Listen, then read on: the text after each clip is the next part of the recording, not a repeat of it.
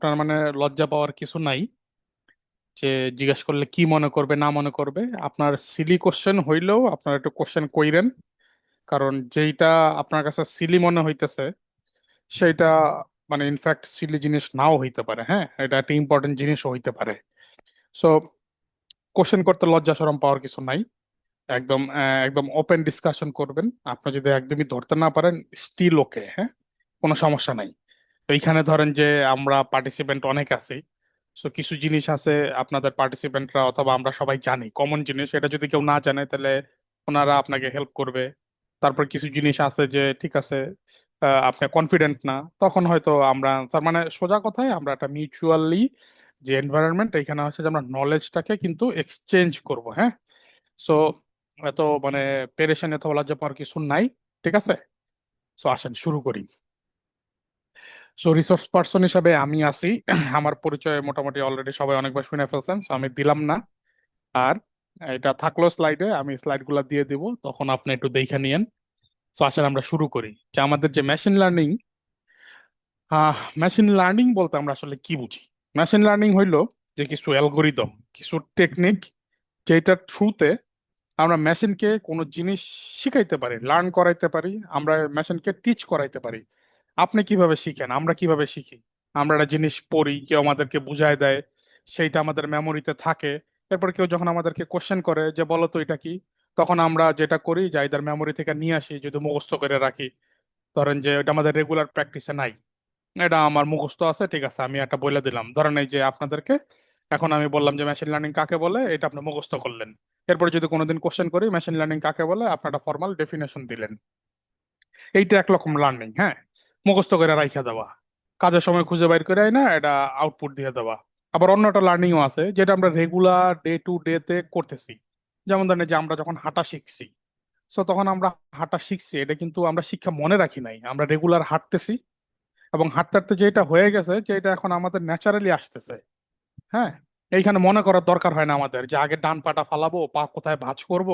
জিনিসটা কিন্তু ভিতর থেকে চলে আসতেছে। ঠিক আছে, এগুলাকে আমরা বলতেছি মাসল মেমোরি। আপনার চিন্তাও করা লাগতেছে না। এটা কই থেকে আসছে? যেটা আমরা প্রতিদিন করি, প্রতিদিন করে অনেকবার শিখছি, এবং এই যে একটা প্যাটার্ন, হ্যাঁ, আমাদের মধ্যে একটা লার্ন হয়ে গেছে। আপনি সলিড রাস্তায় একরকম হাঁটবেন, আবার যখন ওই রাস্তার মধ্যে একটু গর্ত থাকবে, একটু উঁচা নিচা থাকবে, তখন আবার আরেক রকম হাঁটবেন। ওইটার জন্য কিন্তু আপনাকে কিন্তু চিন্তা করতে হয় না যে এখন সলিড রাস্তায় আছি এইভাবে হাঁটবো, ওই এখন গর্তওয়ালা রাস্তায় যাচ্ছি ওইখানে হাঁটবো। এইটা আপনার মাঝখানে অটোমেটিক চলে আসে কই থেকে? এটা একটা প্যাটার্ন রিকগনিশন সিস্টেমের মধ্যে চলে আসতেছে। আপনি এই জিনিসটা ধরেন যে গর্ত দেখে একবার শিখে গেছেন যে এইখানে আসলে এটাকে এড়ায় চলতে হবে। ছোট্ট গর্ত হইলে জাস্ট পাটা একটু স্টেপ লম্বা করে দিলেই হচ্ছে। বড় গর্ত হইলে হয়তো একটা লাফ দিতে হইতে পারে। ঠিক আছে, উঁচা রাস্তায় ধরেন যে আপনার হাঁটু বেশি বাঁকবে, আপনি একটু বেশি প্রেসার দিবেন। হ্যাঁ, এইগুলা কই থেকে আসছে? এইগুলো হচ্ছে যে আপনি যখন হাঁটা শিখছেন, মাঝে মাঝে একটু ভাঙ্গা রাস্তায় গেছেন, উঁচা রাস্তায় গেছেন, নিচু রাস্তায় গেছেন, এগুলো আপনার মেমোরিতে চলে আসছে। আপনি একটা প্যাটার্ন খুঁজে বের করে ফেলছেন যে উঁচা রাস্তায় গেলে আমাকে এইভাবে একটু হাঁটতে হবে, ভাঙ্গা রাস্তায় গেলে আমাকে এইভাবে হাঁটতে হবে। হ্যাঁ, সো এইটা হইলো আরেক ধরনের লার্নিং। সো এই লার্নিংটাই আমরা আসলে এখন মেশিনকে শেখানোর চেষ্টা করি। তাকে অনেক ধরনের জিনিসপত্র দেই, দিয়া তাকে বলি তুমি এটা শিখো। কিভাবে শিখবা? আমরা তাকে ইন্টারনাল কিছু মেকানিজম দেই, কিছু ম্যাথমেটিক্যাল ইকুয়েশন আছে, ঠিক আছে, কিছু ধরেন যে জিওমেট্রিক ইকুয়েশন আছে, কিছু ধরেন যে আবার একদম যে অপটিমাইজেশন কিছু অ্যালগোরিদম আছে। তাকে আমরা এগুলা দেই এবং সাথে ডাটা দেই, দিয়ে বলি তুমি একটু প্যাটার্ন গুলা লার্ন করো, যে এই ধরনের ডাটা থেকে তুমি কি শেখার চেষ্টা করতেছো। সো এই যে আমরা ডাটার থ্রুতে প্যাটার্ন শেখানোর চেষ্টা করতেছি মেশিনকে, এটাকে আমরা আসলে মূল কথায় মেশিন লার্নিং বলতে পারি। হ্যাঁ, মেশিন আসলে শিখে কি? মেশিন আসলে শিখে হচ্ছে কিছু প্যাটার্ন, এবং এই নোন ডাটা থেকে প্যাটার্ন অথবা নিজে ধরেন কিছু অ্যানালাইসিস করে যে প্যাটার্ন গুলো শিখে, এই প্যাটার্ন ওয়াইজ তারপরে সে নতুন ধরনের কিছু সামনে আসলে ওইটাকে সে নতুন একটা আউটপুট দেওয়ার যে চেষ্টা করে। এইটাই হচ্ছে আসলে আলটিমেটলি একটা মেশিন লার্নিং এর জিনিস। আমি তাকে নাথিং বাট প্যাটার্ন শিখাইতেছি, সে প্যাটার্ন শিখতেছে নিজে। আইদার এটা আমি তাকে শেখানোর চেষ্টা করতেছি লটস অফ ডেটা দিয়ে, সে নিজে ডিসকভার করতেছে এই ধরনের একটা সম্পর্ক এখানে থাকতে পারে, এই ডাটা যেহেতু এরকম, আরেক ডাটা ওই রকম, তাহলে এই দুইজনের মাঝখানে এরকম একটা ইকুয়েশন ফিট করাইলে হয়তো আমি কিছু করতে পারবো। এইটা হচ্ছে মেশিন লার্নিং এর ব্যাপার স্যাপার আর কি। হ্যাঁ, সো একদম টপ অফ দ্য ভিউ থেকে আমরা মেশিন লার্নিং কে চার ধরনের ভাগে ভাগ করতে পারি। একটা হলো সুপারভাইজড মেশিন লার্নিং, আরেকটা হলো আনসুপারভাইজড মেশিন লার্নিং, আর একটা হলো রিইনফোর্সমেন্ট লার্নিং, এবং ফাইনালি আছে হচ্ছে সেমি সুপারভাইজড লার্নিং। আমরা এগুলো সবগুলো দেখবো, কোনটা কি ধরনের জিনিস, কাকে বলে, কোথায় কিভাবে ইউজ করতে হবে, এগুলো সব আমরা আজকে একটু দেখা শেষ করবো আর কি। সো আসেন দেখি সুপারভাইজ লার্নিংটা আসলে কি জিনিস। সুপারভাইজ লার্নিংটা আসলে যেটা হয় যে মেশিনকে লার্ন করানোর জন্য আমরা তাকে লেবেলড কিছু ডাটা দেই, সেট অফ ডাটা লেবেল দেই, কোন ইনফরমেশন দেই এবং ইনফরমেশন দিয়ে বলি এই ইনফরমেশনটা হচ্ছে এই ধরনের কাজ করে। আপনি যদি এই ছবিটার দিকে একটু তাকান, যে এখানে দেখেন যে এই সবুজ একটা ব্লক, তার মাঝখানে কিছু হেক্সাগন আছে, সরি পলিগন আছে, কিছু স্কোয়ার আছে, কিছু ত্রিভুজ আছে, হ্যাঁ। তো পাশাপাশি এগুলা একটা লেভেলও আছে, যে ধরেন যেইগুলা এই হেক্সাগন শেপের, এগুলাকে আমি বলে দিছি এগুলার নাম হয়েছে হেক্সাগন। তারপরে যেটা ধরেন যে ট্রায়াঙ্গেল ত্রিভুজ, সেটাকে আমি বলে দিছি ট্রায়াঙ্গেল। তারপর হচ্ছে যেটা স্কোয়ার, সেটাকে আমি বলে দিছি স্কোয়ার। এরপরে এইটাকে আমরা ধরেন কোন একটা মেশিন লার্নিং মডেলে দিলাম, সে তখন এটাকে কিভাবে শেখার চেষ্টা করবে, তার কাছে কিন্তু অলরেডি ডেটা আছে, যে হ্যাঁ যদি এরকম 6টা বাহু থাকে তাইলে এটাকে আমরা বলতেছি হেক্সাগন। যদি এখানে 4টা বাহু থাকে অথবা 4টা লাইন দিয়ে আবদ্ধ এনক্লোজড কিছু থাকে, তাহলে সেটাকে আমরা বলতেছি হচ্ছে চতুর্ভুজ। আর যদি এখানে 3টা বাহু অথবা 3টা এজ থাকে এবং তারা যদি এনক্লোজড থাকে, তাহলে সেইগুলাকে আমরা বলতেছি হচ্ছে ত্রিভুজ। এরপরে এখন দেখেন যে আমরা যখন মডেলকে এটা শেখানোর জন্য এই ডাটাগুলো দেব, সে কিন্তু একটা রিলেশন বাইর করতে পারবে যে হ্যাঁ ঠিক আছে 5টা যদি হয় অথবা 6টা যদি হয় তাহলে এটাকে আমি হেক্সাগন বলতে পারি, যদি এটা 4টা হয় তাহলে এটা আমরা চতুর্ভুজ বলতে পারি, যদি এটা ট্রায়াঙ্গেল হয় 3টা হয় তাহলে আমরা এটা ট্রায়াঙ্গেল বলতে পারি। সে কিন্তু এই একটা প্যাটার্ন শিখে ফেললো। এরপরে হচ্ছে আপনি ওরা যাই দিবেন, সে তখন চেষ্টা করবে একটু চেক করার যে সেই যে প্যাটার্নটা লার্ন করছে এর মধ্যে আসলে কয়টা আছে। ঠিক আছে, আমরা এখানে কালারের কথা বাদ দিই, একদম বেসিক শেপ গুলা যদি দেই, কালার টালার যদি না দেয়, আপনি যদি ফিল্ড কলা কালারও দেন, সে তখন চেষ্টা করবে যে এইখানে আসলে শেপ গুলা কিরকম, ওইটা দেখে সেরকম আউটপুট দিবে।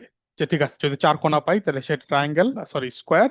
আর যদি সরি, আর যদি এটা ত্রিভুজের মতো হয় অথবা 3টা বাহু পায়, triangle. So supervise machine learning এর আইডিয়াটা হলো এরকম, যে আমি ডাটাও দিব এবং এই ডাটাটা আসলে কি কাজ করে এবং এই ধরনের ডেটার কম্বিনেশন হইলে কি ধরনের আউটপুট আসবে সেটাও বলে দেব। তাহলে সে বুঝতে পারবে যে ধরেন আমার এক্স যদি কাজ করি তাহলে আমার ওয়াই আউটপুট হয়, যদি X1 আউটপুট কাজ করি তাহলে Y1 আউটপুট হয়। সো এইভাবে করে সে সব ধরনের ডেটা সে এটা তার কাছে থাকবে উইথ লেভেল, কোনো ডাটার লেভেল মিসিং হবে না। সে জানবে কোন ডাটার জন্য কি ধরনের কাজ হয়েছে, কেন কি হয়েছে না হয়েছে আর কি। তো এই যে সিনারিও, এই সিনারিওটাকে আমরা বলতেছিলাম আসলে সুপারভাইজড মেশিন লার্নিং। ঠিক আছে, তারপর আসেন আমরা একটু দেখি যে আমাদের এই সুপারভাইজড মেশিন লার্নিং এর আসলে কি কি ধরনের টাইপ আছে, অথবা সুপারভাইজড মেশিন লার্নিং দিয়ে আমরা আসলে কি করি। মোটামুটি মেশিন লার্নিং এর যে প্রবলেম গুলো আছে, সেই প্রবলেম গুলার আমরা দুইটা ব্রড ক্যাটাগরিতে ফালাইতে পারি। একটা হলো রিগ্রেশন টাস্ক আর একটা হলো ক্লাসিফিকেশন টাস্ক। হ্যাঁ, সো ক্লাসিফিকেশনটা কি জিনিস? ক্লাসিফিকেশনটা হইলো আমি যখন আমার মেশিন লার্নিং মডেলের থ্রুতে কোনো সলিড ক্যাটাগরি খুঁজে বের করার চেষ্টা করি, অথবা মেশিন লার্নিং মডেলটা যখন আমাকে আউটপুট দেয় যে এটা এ ক্যাটাগরির অথবা এটা বি ক্যাটাগরির, অথবা এইটা এই ক্লাসে পড়ে ওইটা ওই ক্লাসে পড়ে, হ্যাঁ। লেটস সে আমরা একটা মডেল দিলাম যেখানে হচ্ছে যে আমরা ট্রেন করাইছি কুকুর এবং বিড়ালের ছবি দিয়ে। সো তাকে আমি অনেক ডেটা দিছি, ছবি দিছি, ছবি দিয়ে লেবেল করে বলছি যে এটা কুকুর এটা বিড়াল। সো এরপর আমরা ধরেন যেটা ঘোড়ার ছবি দেই, দিয়ে আমরা জিজ্ঞেস করি এটা আসলে কি। হ্যাঁ, সে তখন এই দুইটা ক্লাসের মাঝখানে একটা প্রেডিকশন করবে যে এটা কুকুর না বিড়াল। আর যদি আমাদের মডেলটাকে আরেকটু ইন্টেলিজেন্ট করি, সে তখন বলবে যে এটা কোনো ক্লাসেই পড়ে না। সো আমরা কি পাচ্ছি দেখেন, এই ধরনের লার্নিং থেকে আমরা পাচ্ছি হচ্ছে যে সেটা কোন ক্লাসে বিলং করে এই ধরনের কিছু আইডিয়া পাচ্ছি। আর রিগ্রেশনটা হচ্ছে এইটার জাস্ট উল্টাটা। রিগ্রেশন হচ্ছে সরাসরি আমাদেরকে কন্টিনিউয়াস নাম্বার প্রোভাইড করবে। লেটস সে আমাদের এই ক্লাসে যারা আছে তাদের সিজিপিএ দিয়ে আমি একটা মেশিন লার্নিং মডেল ট্রেন করাইছি, তারপর হচ্ছে এই মডেলটা আউটপুট দেয় হচ্ছে নানা ধরনের বেসিক, ধরেন যে সে কয় ঘন্টা পড়ে, কয় ঘন্টা ঘুমায়, কত কি খায় না খায়, এই ধরনের ভ্যালু দিলে সে তখন হচ্ছে আমাকে একটা সিজিপিএ আউটপুট দিবে। ঠিক আছে, সো এইখানে দেখেন যে সে সে কিন্তু আমাকে একটা একটা সলিড নাম্বার দিচ্ছে, একটা কন্টিনিউয়াস নাম্বার দিচ্ছে, এটা দেখা যাবে 3.94 দিছে অথবা 3.8 দিছে। সো যেই ধরনের প্রবলেম গুলা আউটকাম আসে হচ্ছে যে এরকম কন্টিনিউয়াস নাম্বার, সেইগুলাকে আমরা বলেছি রিগ্রেশন প্রবলেম অথবা রিগ্রেশন টাস্ক। আর সেম জিনিস আমরা যদি এইভাবে ট্রেন করাইতাম যে যার সিজিপিএ 3.8 থেকে 3.9 সে গুড স্টুডেন্ট, যার সিজিপিএ 2.5 অথবা বিলো 2.5 সে মিডিয়াম এভারেজ স্টুডেন্ট। সো এরপরে ধরেন এটাকে আমরা এইভাবে করে ডাটা দিতাম যে কয় ঘন্টা খায়, ওই ঘন্টা খায়। তারপর আমরা যদি এইখানে প্রেডিক্ট করতাম যে এবার বলো সে কোন ধরনের স্টুডেন্ট, সে তখন বলতো যে আচ্ছা ঠিক আছে, এটা গুড স্টুডেন্ট অথবা এভারেজ স্টুডেন্ট অথবা বিলো এভারেজ স্টুডেন্ট। সো এই যে দেখেন, দুইটা আউটপুটের মাঝখানে কিন্তু ডিফারেন্স আছে। এক জায়গায় আমরা সলিড একটা সিজিপিএ আউটপুট পাচ্ছি, আর এই জায়গায় হচ্ছে যে সে কেমন ধরনের স্টুডেন্ট আমরা পাচ্ছি। সো এই যে কেমন ধরনের, কি টাইপের, এই ধরনের যে প্রবলেম গুলা, এইগুলাকে আমরা বলতেছি হচ্ছে ক্লাসিফিকেশন প্রবলেম।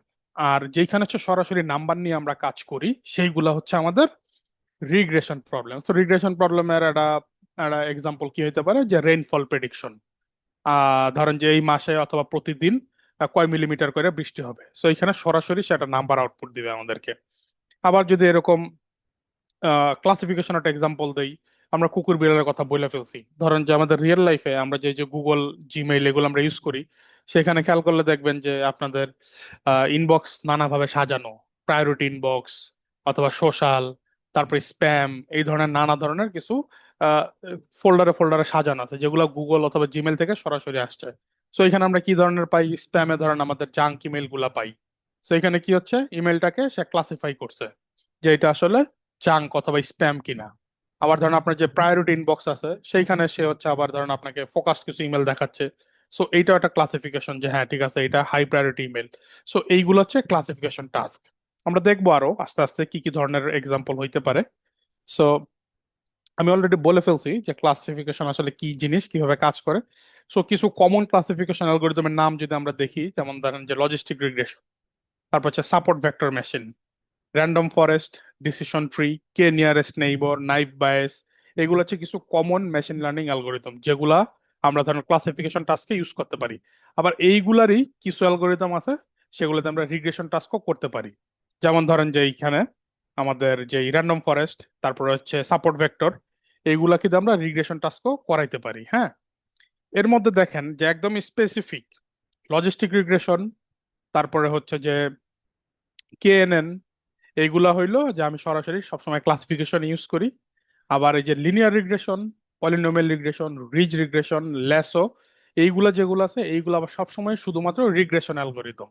এগুলা দিয়ে আবার হচ্ছে ক্লাসিফিকেশন করা যাবে না। কমন কিছু অ্যালগোরিদম আছে যেগুলো আমরা ওই রিগ্রেশন টাস্ক ইউজ করতে পারি, আবার হচ্ছে ক্লাসিফিকেশন টাস্ক ইউজ করতে পারি। র্যান্ডম ফরেস্ট এটা একটা এক্সাম্পল, ডিসিশন ট্রি, তারপরে সাপোর্ট ভেক্টর।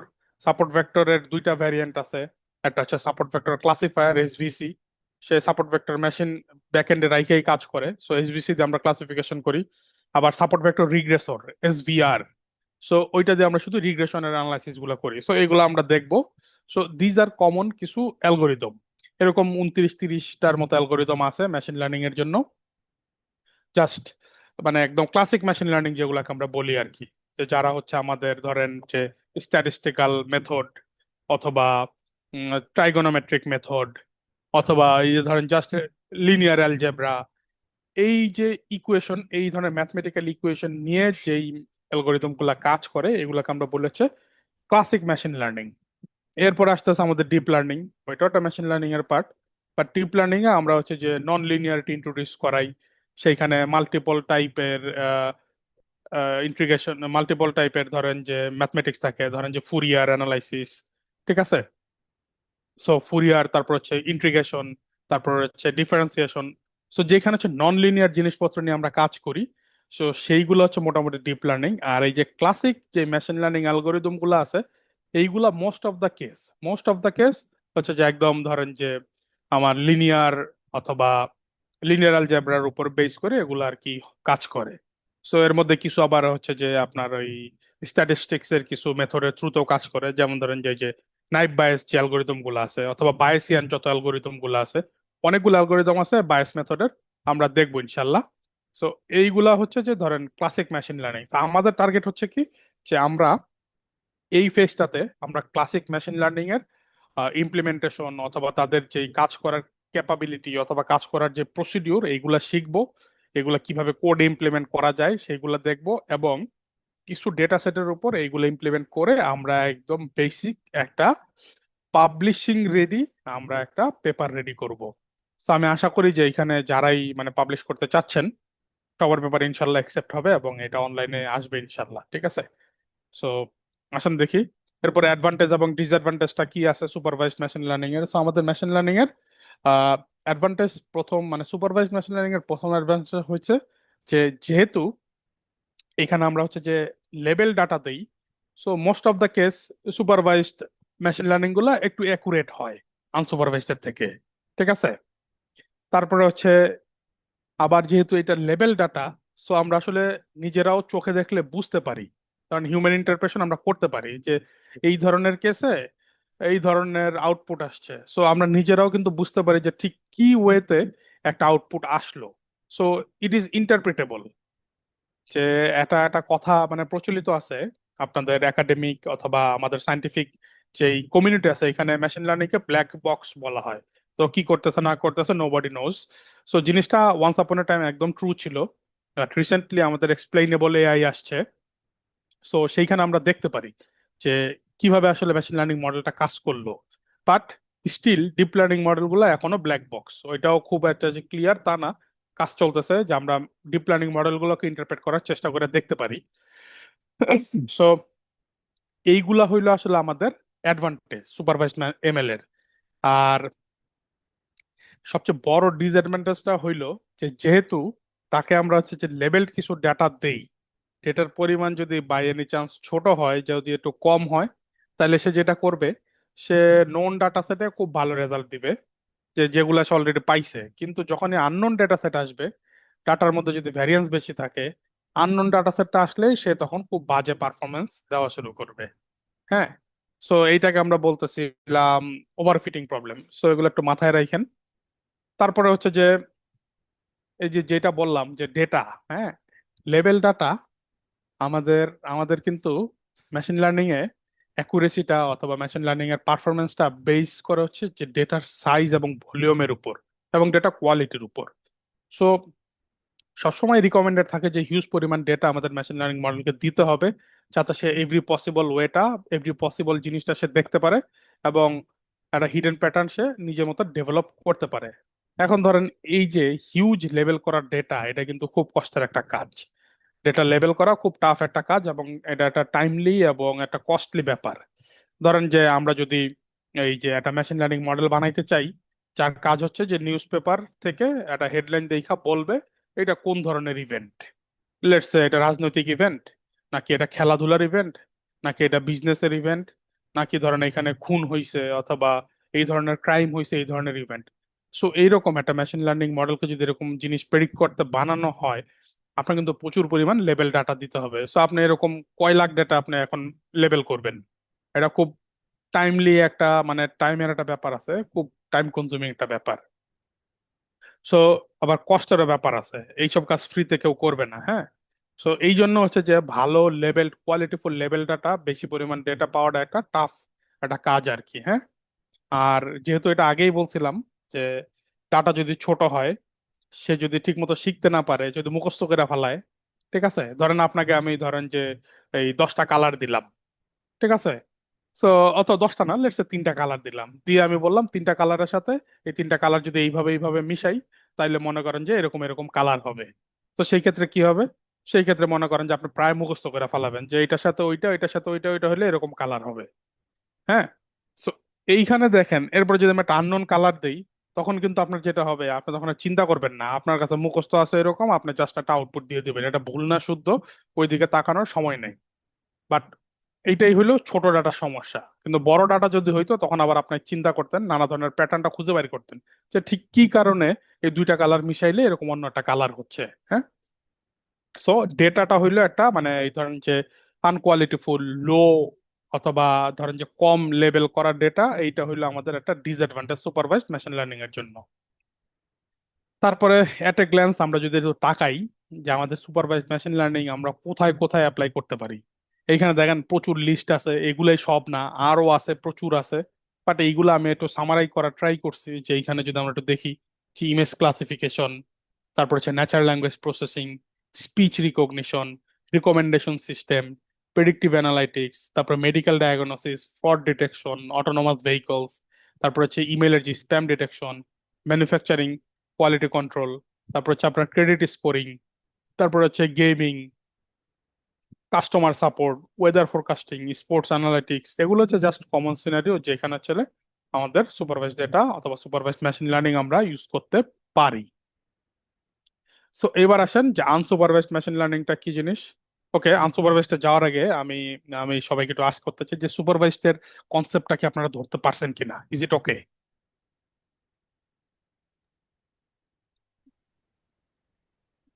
জি স্যার। ফ্যান্টাস্টিক। সো এরপরে যদি দেখি আমরা আনসুপারভাইজড, সো আনসুপারভাইজড আমরা দেখবো সরাসরি সুপারভাইজড এর উল্টাটা। মনে করেন যে সুপারভাইজড আমরা কি দেখছি, সুপারভাইজড আমরা দেখছি প্রতিটা ডেটার সাথেই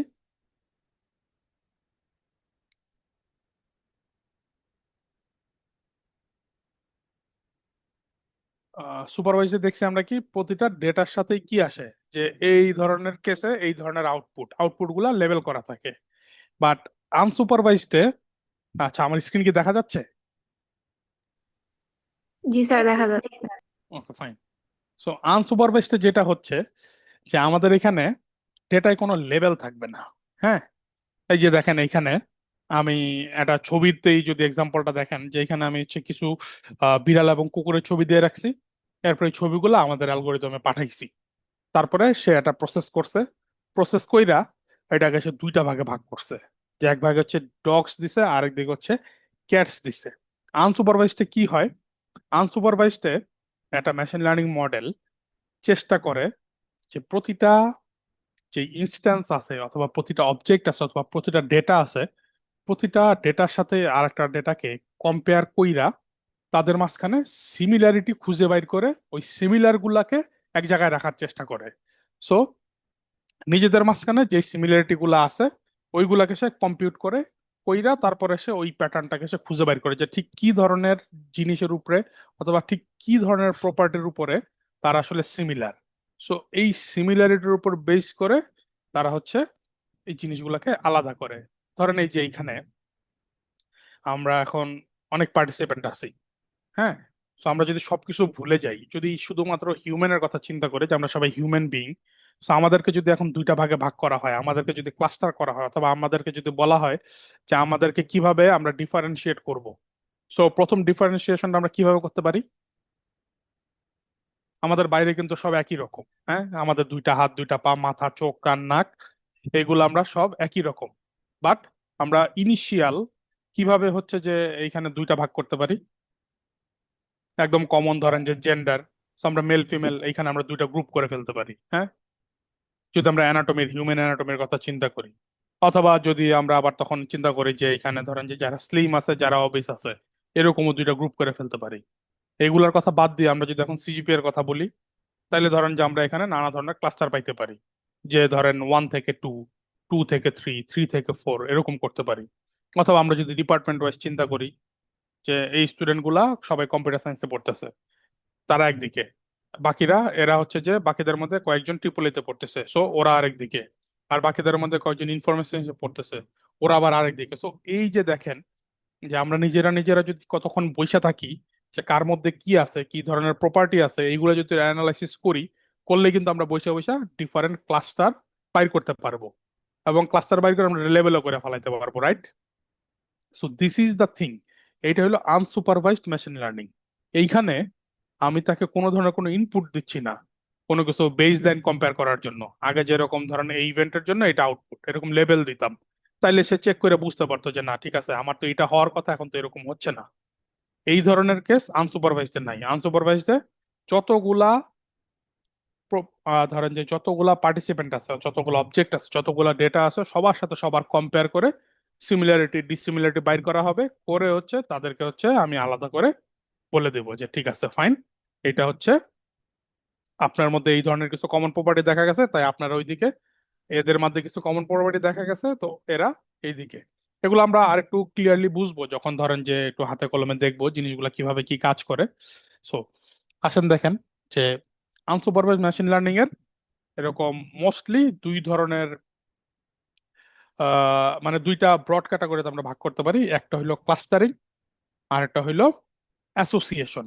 সো ক্লাস্টারিং, এই যে এতক্ষণ যে এক্সাম্পল গুলো আমরা দিলাম, যে নিজেদের মাঝখানে সিমিলারিটি, ডিসিমিলারিটি, হ্যাঁ, এইগুলো চিন্তা করে যখন হচ্ছে যে আমি ক্যাটাগরাইজ করা শুরু করব অথবা এরকম ভাগ ভাগ করা শুরু করব, সেই টেকনিকটাকে আমরা বলতেছিলাম ক্লাস্টারিং।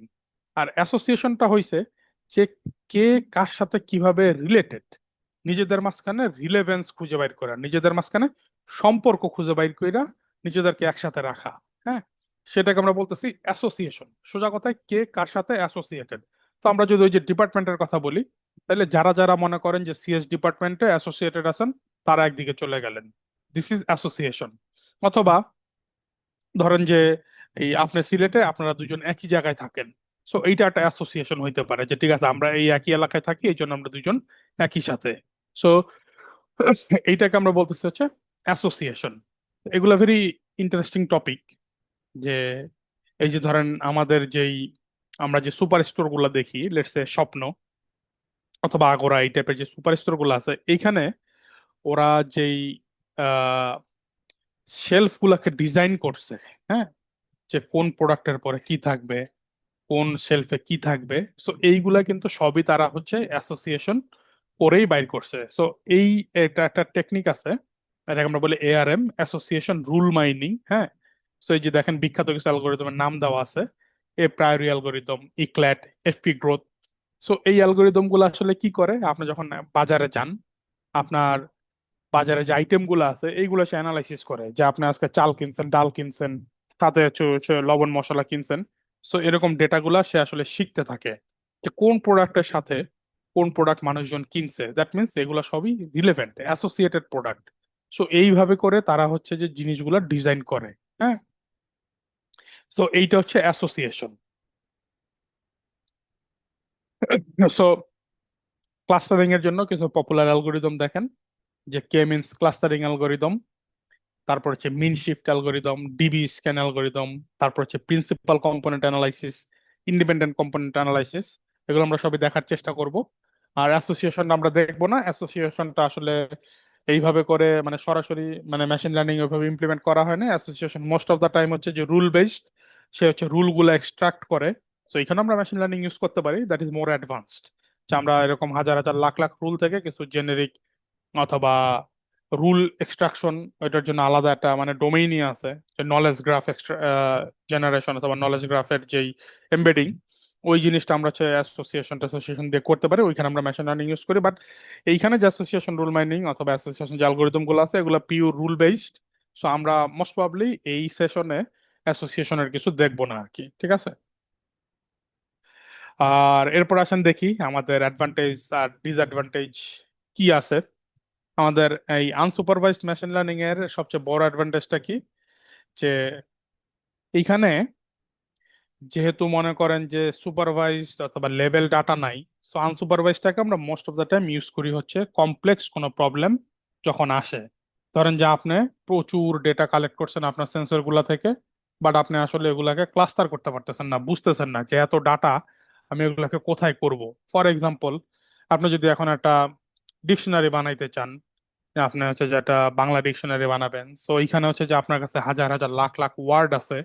সো সবগুলোরে আপনার পজ লেভেলিং করা মানে পার্টস অফ স্পিচ লেভেল করা পসিবল না। তখন হয়তো আপনি কি করতে পারেন না, আপনি হচ্ছে যে এই ওয়ার্ড গুলাকে একসাথে রেখে একটা সিমিলারিটি ডিসিমিলারিটি বাইর করার জন্য একটা ক্লাস্টারিং টেকনিক ইউজ করতে পারেন।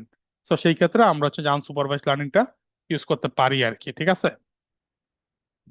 আর সেকেন্ড যেইটা সুবিধা সেটা হলো যে আগেও বলছিলাম যে সুপারভাইজদের যেই বড় অসুবিধাটা ছিল, যে তার দরকার হচ্ছে প্রচুর লেভেল ডাটা, কিন্তু লেভেল ডাটা অ্যাচিভ করা খুব টাফ।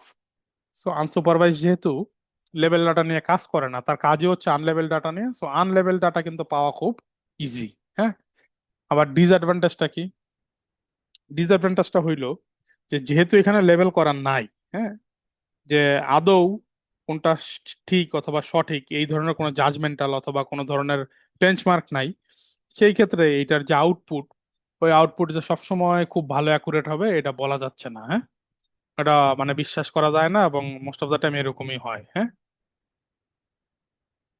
এই আর কি। সো আসেন আনসুপারভাইজড এর হচ্ছে যে কিছু এক্সাম্পল অথবা অ্যাপ্লিকেশনের স্পেসটা আমরা একটু দেখি। ক্লাস্টারিং, যে আমরা সিমিলার ডাটা পয়েন্ট গুলো যদি ক্লাস্টার করতে চাই সেইগুলা। তারপর হচ্ছে অ্যানোমালি ডিটেকশন, আনসুপারভাইজড এটা খুবই ভাবে করতে পারে। ধরেন যে আমার ক্লাসে সবাই হচ্ছে সিজিপিএ 2 থেকে 3-এর ঘরে, দুই একটা আছে হচ্ছে ধরেন সিজিপিএ 4 অথবা 3.9। সো এইগুলা তখন অ্যানোমালিস। কারণ কি, আমি তাকে এরকম 40 জনের ডেটা দিছি, 38 জনই হচ্ছে আমার 2 to 3 রেঞ্জের, বাকি 2 জন হচ্ছে একদম আউট অফ দ্য ওয়ার্ল্ড। হ্যাঁ, সো সেই ক্ষেত্রে এগুলো হচ্ছে অ্যানোমালিস। সো অ্যানোমালিস আমরা কোথায় ইউজ করতে পারি? এই যে ধরেন নেটওয়ার্ক প্যাকেট ডেটায়। হ্যাঁ, এই যে ধরেন যে আমরা ধরেন নেটওয়ার্ক যদি অ্যানালাইসিস করি, নেটওয়ার্কে প্রচুর ডেটা যায়, প্রতি ধরেন যে মিলি সেকেন্ডে ন্যানো সেকেন্ডে ডেটা যায়। সো এইখানে যদি কেউ ধরেন যে থার্ড পার্টি ডেটা অথবা হ্যাক করার ট্রাই করে, কিছু ডাটা ইনজেক্ট করার চেষ্টা করে, তখন কিন্তু এইখানে আমরা মেশিন লার্নিং ইউজ করে ইজিলি আইডেন্টিফাই করতে পারবো যে কোন ডাটা স্ট্রিমটা আসলে অথরাইজড আর কোনটা আসলে আনঅথরাইজড, কোনটা আসলে মিলতেছে কোনটা আসলে মিলতেছে না। সো এইগুলাকে আমরা বলতেছি অ্যানোমালি ডিটেকশন। এটা নেটওয়ার্কের ক্ষেত্রে হইতে পারে, এটা বিশাল কালেক্টেড ডেটার ক্ষেত্রে হইতে পারে। লেটস আপনার প্রচুর, আপনি ওয়্যারলেস সেন্সর নেটওয়ার্ক নিয়ে কাজ করতেছেন, এখানে হাজার হাজার সেন্সর আছে। সো সবগুলা সেন্সরের একটা রেঞ্জে ডাটা দেওয়ার কথা, কিছু সেন্সর মনে করেন নষ্ট হয়ে উল্টাপাল্টা রেঞ্জে ডাটা দিচ্ছে। সো ওইগুলো অ্যানোমালিস। হ্যাঁ, তারপর আস্তে আস্তে ডাইমেনশনালিটি রিডাকশন। সো এটা আমরা ফিউচারে দেখবো ডাইমেনশনালিটি রিডাকশন কি জিনিস। তারপর recommendation system, topic modelling, density estimation, তারপর হচ্ছে ভিডিও আর ইমেজ কম্প্রেশন, অথবা যে আমরা যে জিপ করি আনজিপ করি। সো এই ধরনের নানা ধরনের কাজে আমরা কিন্তু চাইলে আনসুপারভাইজড লার্নিং ইউজ করতে পারি। তারপর হচ্ছে মার্কেট বাস্কেট অ্যানালাইসিস, যেটার কথা বলতেছিলাম যে অ্যাসোসিয়েশন রুল মাইনিং এ যেটা হয়। তারপর হচ্ছে জেনোমিক ডেটা অ্যানালাইসিস, জিন এক্সপ্রেশনের ডেটা। আপনারা যদি একটু মানে নিউজ টিউজ দেখেন, so আপনারা দেখবেন যে মাঝে মাঝে আমরা জিনের সিকোয়েন্স বাইর করার চেষ্টা করি। সো একটা জিন ডাটা হচ্ছে যে কিছু প্যাটার্ন আছে, এখানে কিছু সিকোয়েন্সিয়াল ডেটা আছে, এবং ওইখানে হলো লাখ লাখ কোটি কোটি ডেটা থাকে একটা জিনের ভিতর। সো সেই ক্ষেত্রে আমরা ধরেন একই ধরনের জিন অথবা কানেক্টেড জিন এগুলো খুঁজে বের করার জন্য আনসুপারভাইজড লার্নিং গুলা ইউজ করতে পারি আর কি। হ্যাঁ, তারপরে সেম জিনিস, এই যে community detection in social networks, এইটা আর ক্লাস্টারিং মোটামুটি একই জিনিস। তারপর customer behaviour analysis, content recommendation, exploratory data analysis, এইগুলোর ক্ষেত্রে আমরা প্রচুর পরিমাণ আসলে আনসুপারভাইজড লার্নিং ইউজ করতে পারি। সো ফার আনসুপারভাইজডটা কি সবার কাছে ক্লিয়ার হয়েছে? কনসেপ্টটা, আইডিয়াটা যে আনসুপারভাইজডটা আসলে কি? জি স্যার। চমৎকার। সো আসেন এরপরে আরেক ধরনের লার্নিং আছে, সেটাকে আমরা বলি হচ্ছে রিইনফোর্সমেন্ট লার্নিং। রিইনফোর্স করা। হ্যাঁ, আপনাকে আমি প্রথমে একটা জিনিস দিলাম, আপনাকে এটা শিখাইলাম, শিখানোর পর আপনাকে আমি টেস্ট করতে দিলাম যে ঠিক আছে এবার বলো তো এটা কি। So, আপনি যদি পারেন তাহলে মনে না আপনাকে 2টা মার্ক দিলাম অথবা একটা গিফট দিলাম। তাহলে কি হলো, আপনি বুঝতেছেন যে রাইট, আমি যেভাবে শিখতেছি পুরো প্রসেসটা ওকে আছে। আবার ধরেন যে আপনি পারলেন না, আপনার স্কেল দিয়ে 2টা বাড়ি দিয়ে দিলাম অথবা 2 মার্ক মাইনাস করে দিলাম। তখন আপনি বুঝতে পারলেন যে না, আপনি যেভাবে শিখতেছেন জিনিসটা আসলে কি ভুলভাবে শিখতেছেন। সো কি করতে হবে, আপনাকে অন্য অ্যাপ্রোচে যাইতে হবে। এই যে প্রসেসটা, হ্যাঁ, এই প্রসেসটাকেই আমরা আসলে বলি রিইনফোর্সমেন্ট লার্নিং। তো এখানে যেটা হয় যে এখানে কিছু এজেন্ট থাকে, আপনারা যারা আর্টিফিশিয়াল ইন্টেলিজেন্স করছেন, সো সেইখানে আপনারা এজেন্টের সাথে পরিচিত আছেন, যে এজেন্ট হলো এমন একটা জিনিস যে আসলে কোনো ধরনের টাস্ক কমপ্লিট করে। হ্যাঁ, ধরেন যে এই যে আমরা যদি একটা রোবটের কথা বলি, ওই যে রোবট ভ্যাকুয়াম ক্লিনার যেগুলো আছে, ওগুলো যেগুলো ঘরে ঘুরা ঘুরা অটোমেটিক এই যে ভ্যাকুয়াম করে অথবা ঘর ঝাড়ু দিয়ে পরিষ্কার করে। হ্যাঁ, এই ধরনের যে জিনিসটা সে আসলে কি করে, এক জায়গা থেকে শুরু হয়, তারপরে পুরো ঘরটা সে স্ক্যান করতে করতে যায়, যেখানে ধরেন একটা চেয়ার অথবা একটা অবস্টাকেল দেখে, সেখান থেকে সে ঘুরে আবার আরেক দিকে যায়, অথবা যেখানে ময়লা পায় সেখানে সেন্স করে। সো এটাকে ধইরা সে আস্তে আস্তে পুরো ঘরটাকে সে পরিষ্কার করে। সো এইখানে রোবটটাকে যদি আপনি এজেন্ট চিন্তা করেন, সে আসলে কি করে, সে ধরেন তার সেট থেকে বাইর হইলো, বাইর হয়ে সামনে দেখলো যে না সবকিছু ফাঁকা আছে, সে ভ্যাকুয়ামটা চালাই দিল, ময়লাগুলো সে ক্যাচ করলো, কইরা আবার আর একটু স্টেপে গেল, ধরেন আর কয়েক ইঞ্চি গেল, যে সে আবার চেক করলো কোনো ধরনের অবস্টাকলস আছে কিনা। সে এক পর্যায়ে যা মনে করেন, সে মনে করেন যে একটা চেয়ার দেখলো অথবা একটা একটা বক্স দেখলো, সে তখন কি করবে, সেন্স কইরা সে কি করবে, সেন্স করে বলবে যে না এবার তাহলে আমি একটু ডাইনে মুভ করে দেখি যে ডাইনে ফাঁকা আছে কিনা। সে যদি ডাইনেও যায় দেখে ফাঁকা নাই, তাহলে আবার একটু ধরেন যে বায়ে মুভ করবে। সো এই যে জিনিসগুলা, হ্যাঁ, এইগুলাকে আমরা বলতেছিলাম এজেন্টের ডিসিশন মেকিং। হ্যাঁ, সো রোবট ভ্যাকুয়ামটাকে যদি আমরা এজেন্ট বলি, সে কি করবে? সে যে অবস্থায় আছে সে ওইখানে দাঁড়ায় চেক করবে যে আমার সামনে আসলে ওপেন আছে কিনা, আমি কাজটা করব কিনা। যদি সে ধরেন যে ওপেন পায়, তাহলে মনে করেন ভ্যাকুয়ামটা চালু করলো, কইরা সে ময়লাগুলো টাচ করলো এবং পরে আর 2 ইঞ্চি আগায় গেল। যে সে তখন আবার কি করবে? সে এই যে দেখেন, এই যে 2 ইঞ্চি আগায় গেল এবং ভ্যাকুয়ামটা ক্লিন করলো, দ্যাট মিনস তখন আমি তাকে কিছু ইনফরমেশন দিলাম যে হ্যাঁ রাইট, তুমি ঠিক কাজটাই করছো, এই জন্য হচ্ছে যে তোমাকে কিছু পয়েন্ট দেওয়া হইলো। এবং এটা সে নিয়ে এবার সামনে আবার 2 ইঞ্চি আগায় গেল। সো এই যে টোটাল প্রসেস, এইটাকে আমরা বলতেছি হচ্ছে রিইনফোর্সমেন্ট লার্নিং। সো একটা রিইনফোর্সমেন্ট লার্নিং এ এজেন্টটা কিছু আইডিয়া নিয়ে থাকে যে হ্যাঁ আমি এরকম সিচুয়েশনে এই ধরনের কাজ করব, ঠিক আছে। তারপর সিচুয়েশনটা যদি ওই রকম হয় তাইলে সে ওই কাজটা করে। আর সে যদি কাজটা সঠিকভাবে করতে পারে তাইলে হচ্ছে সে একটা ফিডব্যাক পায়।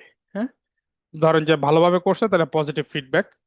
এই রোবটের কথাই বলি, সে ধরেন যে যেখানে বক্স আছে ওইখানে তার আসলে ভ্যাকুয়ামটা চালু করার কথা না, সে যদি চালু করে ফেলায় তাহলে তার হচ্ছে কিছুটা মাইনাস পয়েন্ট দিয়ে দিতে হবে। সো এই যে রিওয়ার্ড সিস্টেম অথবা পানিশমেন্ট সিস্টেম, একটা এজেন্টকে এনভায়রনমেন্টের ফিডব্যাক এবং এনভায়রনমেন্ট থেকে পারসিভ করা ইনফরমেশনের উপর বেস করে সে সঠিক অ্যাকশন যদি নিতে পারে তাহলে আমরা তাকে একটা রিওয়ার্ড দিব, আর যদি সে বাজে কাজ করে তাহলে একটা পানিশমেন্ট দিব। এই যে টোটাল যে আইডিয়াটা, এইটাকে আমরা বলেছি রিইনফোর্সমেন্ট লার্নিং। হ্যাঁ, এই রিইনফোর্সমেন্ট লার্নিং আমরা আসলে কোথায় ইউজ করি?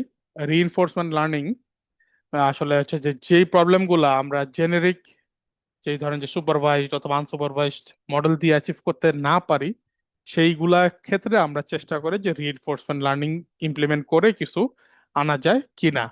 ফর এক্সাম্পল, আপনাদের ধরেন যে ক্লাস শিডিউলিং এর যে প্রবলেমটা আছে, যে আপনাদের প্রতি সেমিস্টারে কতজন স্টুডেন্ট আছে, এই স্টুডেন্টদেরকে ধরেন কতগুলা ক্লাস অথবা সেকশনে ভাগ করতে হবে। তারপর ধরেন যে কোন কোন কোর্স নিবে, কয়জন স্টুডেন্ট আছে এবং কোন কোন কোর্সের জন্য কয়টা সেকশন খুলতে হবে, এবং কোন সেকশনে কোন টিচারকে অ্যাসাইন করা হবে। অথবা টিচারদের আবার ধরেন যে একটু আমাদের ধরেন যে একটু নিজস্ব প্রেফারেন্স থাকতে পারে যে আমি হয়তো সকালে ক্লাস নিব না, আমি একটু 10টার পর থেকে ক্লাস নিতে চাই। অথবা আমি হয়তো বিকালে ক্লাস নেব না, আমি আর্লি ক্লাসগুলো নিতে চাই। সেরকম অনেক ধরনের কি থাকে, অনেক ধরনের বাইন্ডিংস থাকে, কিছু রুলস থাকে অথবা কিছু ইমপ্লিকেশনস থাকে যে আমি এরকম করতে চাই, আমাকে এরকম দিবা, আমি ওইরকম করতে চাই। So, এই যে একটা প্রবলেম, এটা একটা হেভি কমপ্লেক্স প্রবলেম। এই প্রবলেমে আপনি কিন্তু চাইলেই সুপারভাইজড অথবা আনসুপারভাইজড লার্নিং ইউজ করে এই প্রবলেমটা সলভ করতে পারবেন না, এটা একটা শিডিউলিং প্রবলেম। সো এই ক্ষেত্রে আমরা হচ্ছে যে রিইনফোর্সমেন্ট লার্নিং ইমপ্লিমেন্ট করে দেখতে পারি। আমরা তাকে সব ইনফরমেশন দিয়ে দিতে পারি যে আমার এতগুলা সেকশন আছে, এতগুলা কোর্স আছে, ওই কোর্সে আমার ধরেন যে 40 জন টিচার আছে।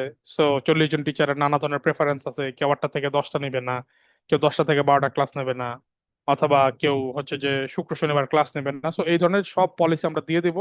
তখন হচ্ছে আমরা একটা এজেন্ট অথবা মডেলকে ছাইরা দিব, সে তখন বৈশা বৈশা সবগুলা ক্লাস অ্যাসাইন করবে, কইরা কইরা দেখবে যে কোনো ধরনের ক্ল্যাশ যাতে না হয়, অথবা যতগুলা পলিসি আমি তাকে বলছিলাম সবগুলা পলিসি সে সাকসেসফুলি করতে পারে। হ্যাঁ, সো এই তখন হচ্ছে যদি সে করতে পারে তাহলে আমরা তাকে একটা পজিটিভ রিওয়ার্ড দিব, সে তখন এটা শিখে যাবে যে এই জিনিস আসলে এইভাবে করতে হবে। হ্যাঁ, এটা একটা এক্সাম্পল দিলাম। আর একটা এক্সাম্পল, এটা আপনাদের কমন, আপনাদের জানা থাকার কথা যে আপনারা যখন হচ্ছে যে এই দাবা খেলেন এই কম্পিউটারের সাথে, যে আপনি এই পাশে আছেন আর আপনার অপোনেন্ট হচ্ছে একটা কম্পিউটার অথবা একটা অ্যালগোরিদম। হ্যাঁ, সুপার কম্পিউটার এরকম আমরা দেখছিলাম যে দাবা খেলার কিছু প্রোগ্রাম আছে। সো সেই ক্ষেত্রে যেটা হয়, সে কিন্তু দাবা খেলাটা সে এই এই রিইনফোর্সমেন্ট লার্নিং এর থ্রুতেই সে খেলে। ইনিশিয়াল যে দাবার প্রোগ্রামগুলো ছিল ওইগুলো রুল বেস ছিল, একদম লেটেস্ট যেই প্রোগ্রামগুলো আছে সেগুলো হচ্ছে রিইনফোর্সমেন্ট লার্নিং এর থ্রুতে সে শিখে যে কোন চালটা দিলে কি হইতে পারে। হ্যাঁ, সে একটা চাল দেবে, তারপর অপোনেন্টের যেই পজিশন গুলো আছে ওইগুলোকে সে অ্যানালাইসিস করবে, কইরা সে চিন্তা করবে যে ঠিক আছে এই একটা চালের সাথে অপোনেন্ট আরো কতগুলা চাল দিতে পারে, এবং সেই চালটা দিলে তার আসলে মারা যাওয়ার চান্স কতটুকু অথবা তার সার্ভাইভাল চান্স কতটুকু, এইভাবে চিন্তা কইরা সে আসলে দাবাগুলা খেলে। সো এইটা একটা এক্সাম্পল রিইনফোর্সমেন্ট লার্নিং এর। হ্যাঁ, সো এগুলা কমপ্লেক্স যত প্রবলেম আছে সেইখানে হচ্ছে আমরা রিইনফোর্সমেন্ট লার্নিং গুলা ইউজ করি। সো রিইনফোর্সমেন্ট লার্নিং মেইনলি দুই প্রকারের, একটা হচ্ছে মডেল বেসড লার্নিং আর একটা হলো model free learning. So model based learning এ কি হয়, যে টোটাল যেই জিনিসটা আমাদের অ্যাচিভ করতে হবে, টোটাল জিনিসটার এনভায়রনমেন্টটাকে সে আসলে আগে রেডি করে, তারপর হচ্ছে সে এনভায়রনমেন্টে সে আসলে সিমুলেট করে। হ্যাঁ, যেমন যে চেস প্লেয়িং প্রোগ্রাম, সে হচ্ছে যে যখন খেলতেছে, আপনার গুটি কোথায় আছে, কি কন্ডিশনে আছে, এইগুলাকে সে পুরাটা অ্যানালাইসিস করে, কইরা সে আপনার হয়ে আবার চাল দেওয়ার চেষ্টা করে যে সে যে চালটা দিছে এইটার সাথে আপনি আসলে অপোনেন্ট কি ধরনের চাল দিতে পারেন। হ্যাঁ, এবং ওইখানে যেই চালটা দিলে আপনাকে ধরার কোনো চান্স নাই, সেটাই হচ্ছে মেশিন তখন চিন্তা করে বাইর করে। সো সে আসলে পুরো একটা সিমুলেশন আগে কইরা নেয়, কইরা তারপর হচ্ছে সে তার পরবর্তী অ্যাকশনটা নেয়। আর অন্যদিকে আরেকটা টেকনিক হইলো যে আমাদের মডেল ফ্রি। এইখানে ধরেন যে আসলে কোনো ধরনের কোনো মডেল আগে থেকে সিমুলেট করবে না, সেটা হচ্ছে একদম ইনস্ট্যান্ট। এই যে আমাদের রোবট ভ্যাকুয়াম ক্লিনারের মতো, তাকে আমি ছাইড়া দিছি, সে ততক্ষণই কাজ করতে থাকবে অথবা পজিটিভ রিওয়ার্ড নিতে থাকবে যতক্ষণ পর্যন্ত সে আসলে ভুল কোনো কাজ না করবে। লেটস সে অবস্টাকেলে যাইয়া সে ভ্যাকুয়াম চালু করে দিছে, কিন্তু এটা চালু করার কথা না। হ্যাঁ, তার কথা হইলো অবস্টাকেলে গেলে সে তখন একটু ডাইনে বাই শিফট কইরা অথবা ব্যাক কইরা আবার অন্যদিকে মুভ করবে, কইরা দেখবে যে এখানে অবস্টাকেল আছে কিনা। সো এইটা হইলো model free reinforcement learning. So আমাদের মডেল বেসড লার্নিং এর যে এক্সাম্পল সেটা হতে পারে যে এই যে আপনার ডাইনামিক প্রোগ্রামিং, ডিপি যেগুলাকে বলি, যারা অ্যালগোরিদম করছেন অথবা এসিএম এর সাথে কানেক্টেড আছেন, তারা জানেন যে ডিপি এরকম কিছু প্রোগ্রামিং আছে, ডাইনামিক প্রবলেম সলভিং অথবা ডাইনামিক প্রোগ্রামিং। সেই ক্ষেত্রে হচ্ছে যে আমাদের এরকম পুরো এনভায়রনমেন্টটাকে সিমুলেট করে নিতে হয়। আবার অন্য পাশে ধরেন যে চেস প্লেয়িং প্রোগ্রাম অথবা যে কোনো ধরনের গেম যেখানে হচ্ছে যে লজিকের উপর লজিক বিল্ড আপ করতে হবে, সেই ক্ষেত্রে আমাদের একটা পুরা এনভায়রনমেন্ট সিমুলেট করে নিতে হয়। আর আরেকটা হইলো যে সরাসরি আমরা যখন ইনস্ট্যান্ট ফিডব্যাক পাবো, ইনস্ট্যান্ট ফিডব্যাকের রেসপন্স দিব, ইনস্ট্যান্ট আমার মডেল আপডেট করব। যেমন ধরেন যে কিউ লার্নিং, তারপর হচ্ছে ডিপ কিউ নেটওয়ার্ক, সারসা। ঠিক আছে? সো এইটা এইটা ধরেন যে আমাদের এই যে আমি যে শিডিউলিং প্রবলেমের কথা বললাম, যে কোন কাকে কোন কোর্স দেবো, এইটা একটা এক্সাম্পল হতে পারে। অথবা আটারি গেমস, আটারি গেমস তো আপনারা দেখছেন, আটারি একটা কোম্পানি ছিল, জাপানি না কোন দেশি কোম্পানি। সো আটারি গুলাতে যেটা ওই যে প্যাকম্যান, হ্যাঁ প্যাকম্যান হলো একটা এক্সাম্পল আটারি গেমস এর। So আপনারা মাঝে মাঝে ইউটিউবে হয়তো দেখেন যে একটা কম্পিউটার নিজেই প্যাকম্যান অথবা একটা ওই ক্যামেরা দিয়ে সে ডিসপ্লেতে রাখছে, ওইটার উপর বেস করে যে প্যাকম্যান অবজেক্টটা মুভ করতেছে এবং সে হচ্ছে যে সব ধরনের কলিশন অ্যাভয়েড করতেছে। সো এই যে এই ধরনের যে জিনিসগুলো সেটা হচ্ছে আমাদের আহ এই আমরা বলতে পারি মডেল ফ্রি লার্নিং আর কি। হ্যাঁ, সো এখানে অ্যাডভান্টেজ আর ডিসঅ্যাডভান্টেজ আমি যদি শর্টে বলি, যে আমাদের এই অ্যাডভান্টেজটা হইলো যে যেখানে ধরেন আমাদের এই যে অটোনমাস ডিসিশন মেকিং করতে হবে, যেখানে ধরেন আমার পলিসি উপর বেস করে আমাকে ডিসিশন নিতে হবে। যেমন ধরেন আমি বলে দিছি আমি সকাল 8টায় ক্লাস নিব না, সো এটা একটা পলিসি। সেই পলিসির উপর বেস করে মডেল নিজে ডিসিশন নিতে পারবে, নিয়ে নতুন ধরনের একটা শিডিউল ফিক্স করতে পারবে। এই ধরনের যতগুলো এনভায়রনমেন্ট আছে, টাস্ক গুলো আছে, সেই সব ক্ষেত্রে আমাদের রিইনফোর্সমেন্ট লার্নিং খুবই পারফেক্ট, ভালো কাজ করে। হ্যাঁ, খুবই উপযোগী। তারপরে হচ্ছে যে এটা ডিসঅ্যাডভান্টেজটা কি, ডিসঅ্যাডভান্টেজ হলো আমরা যদি পুরা মডেল, ধরেন যে মডেল বেসড এর কথাই চিন্তা করি, সেখানে কিন্তু আমার পুরো একটা মডেল সিমুলেট করে নিতে হবে। সো এই সিমুলেশনে প্রচুর পরিমাণ কম্পিউটেশনাল এনার্জি লাগে। হ্যাঁ, এবং প্রচুর সময় লাগে। ঠিক আছে? সো এইটা একটা প্রবলেম আর কি, যে আমি একদম ফিক্সড টাইমের মধ্যে কিছু করতে পারতেছি না। কিছু জিনিস সিমুলেশন আছে অনন্তকাল চলতে থাকবে। আপনি ধরেন যে পুরো দাবার চেসটা যদি সিমুলেট করেন 64টা অথবা একটার পর একটা অথবা 20টা চালও যদি অ্যানালাইসিস করেন, আপনি চিন্তা করেন আমি একটা চাল দিলাম, তারপর হচ্ছে যে আমার অপোনেন্ট আছে সেটার উপর বেস করে আমাকে এখন আরো চিন্তা করতে হবে যে সে কোনটা দিতে পারে। সো সে মনে করেন একটা চাল দিল সবচেয়ে সেফ, সো ওইটা আবার আমি চিন্তা করে দেখলাম এই সেফটা হইলে আমি আবার কি চাল দিব। ধরেন এই চালটা আমি দিলাম, যে ঠিক আছে এই চালটা আমি দিলাম সেফ, তো এইটা দিলে ওই পাশ থেকে কি দিতে পারে। এরকম 20টা আইটারেশন যদি হয়, আপনি চিন্তা করেন এটা কতটা কমপ্লেক্স হয়ে যাচ্ছে। হ্যাঁ, সো এইগুলো হচ্ছে যে আমার রিইনফোর্সমেন্ট লার্নিং এর একটা ডিসঅ্যাডভান্টেজ। এবং রিইনফোর্সমেন্ট লার্নিং হয়েছে আমাদের মনে করেন যে খুবই কমপ্লেক্স একটা কনসেপ্ট। সো নর্মাল জেনেরিক প্রবলেমের জন্য আসলে রিইনফোর্সমেন্ট লার্নিং ইমপ্লিমেন্ট করাটা হচ্ছে একটা লস প্রজেক্ট আর কি। হ্যাঁ, সো এইগুলাই ছিল আমাদের মানে একদম কমন, যেটা ধরেন যে কনসেপ্ট থেকে যে বোঝা যায় যে এইটা হচ্ছে আমাদের অ্যাডভান্টেজ অথবা ডিসঅ্যাডভান্টেজ হইতে পারে। হ্যাঁ, তো এখানে লটস অফ অ্যাপ্লিকেশন আছে, যে আমরা রিইনফোর্সমেন্ট লার্নিং এর কি কি অ্যাপ্লিকেশন হতে পারে, যে গেম প্লেইং, তারপরে রোবোটিক্স, অটোনমাস ভেহিকল, তারপর recommendation system, health care, natural language processing, finance and trading, তারপর হচ্ছে সাপ্লাই চেন, তারপর হচ্ছে অথবা এই যে সাপ্লাই চেন ইনভেন্টরি ম্যানেজমেন্ট, তারপর হচ্ছে এনার্জি ম্যানেজমেন্ট, গেম এআই, তারপর হচ্ছে আমাদের adaptive personal assistant, virtual reality অথবা অগমেন্টেড রিয়েলিটি, এইগুলা industrial control, education, agriculture. So ইমপ্লিমেন্টেশনের জায়গার আসলে শেষ নাই, কারণ আমাদের রেগুলার ডে টু ডে যে আমরা করি মোটামুটি সবই আসলে কমপ্লেক্স কাজ আর কি। আমরা যদি প্রোডাকশনে যাই, ঠিক আছে, অথবা অটোমেশনে চলে যাই, সেখানে মোটামুটি সবই একটা কমপ্লেক্স কাজ। সো এইসব ক্ষেত্রে আমরা আসলে চাইলে রিইনফোর্সমেন্ট ইউজ করে দেখতে পারি। এগুলো সবই হচ্ছে যে ওপেন রিসার্চ এরিয়া, যেখানে হচ্ছে আপনি চাইলেই একটু সার্চ করে দেখতে পারবেন কি কাজ হচ্ছে এবং নতুন কি ধরনের কন্ট্রিবিউশন আপনারা করতে পারেন। হ্যাঁ, তারপরে আসেন, ওকে, আমরা সেমি সুপারভাইজডে যাওয়ার আগে একটু ফিডব্যাক নিতে চাই যে সোফার আপনারা কি বুঝতে পারছেন কিনা যে রিইনফোর্সমেন্ট লার্নিং আসলে কি জিনিস। Yes, sir. ওকে, পারফেক্ট। আসেন এবার আমরা সেমি সুপারভাইজ লার্নিংটা একটু দেখি। সেমি সুপারভাইজ লার্নিং হইলো আসলে combination of supervise learning, combination of unsupervised learning. ধরেন আমরা সুপারভাইজ লার্নিং এ যদি মনে করার চেষ্টা করি, কি ছিল, আমাদের এখানে প্রচুর ডেটা ছিল উইথ লেভেল। আবার আনসুপারভাইজড কি ছিল, সব ডাটা ছিল কিন্তু কোনোটার কোনো লেভেল নাই। সো এখন যদি এরকম হয় ব্যাপারটা, যে আমরা কিছু ডেটার একটু লেভেল দিয়ে দিলাম এবং কিছু ডাটার দিলাম না, এরপর হচ্ছে আমরা মডেলটাকে রান করাই দিলাম সো দ্যাট সে আসলে তার একটু হেল্প হইলো, যে সে কিছু মডেল দেখা অথবা লেভেল করা ডাটা দেখে শিখা ফেলাইলো যে এইগুলা এই ইনস্ট্যান্স এরকম হবে, এই ধরনের রিলেশন থাকবে, এবং এর বাইরে যদি অন্য কিছু হয় তাহলে অন্য কাদের মাঝখানে কি ধরনের সম্পর্ক আছে সেই রিলেশনটা সে অথবা সেই প্যাটার্নটা সে আসলে ধরতে পারলো।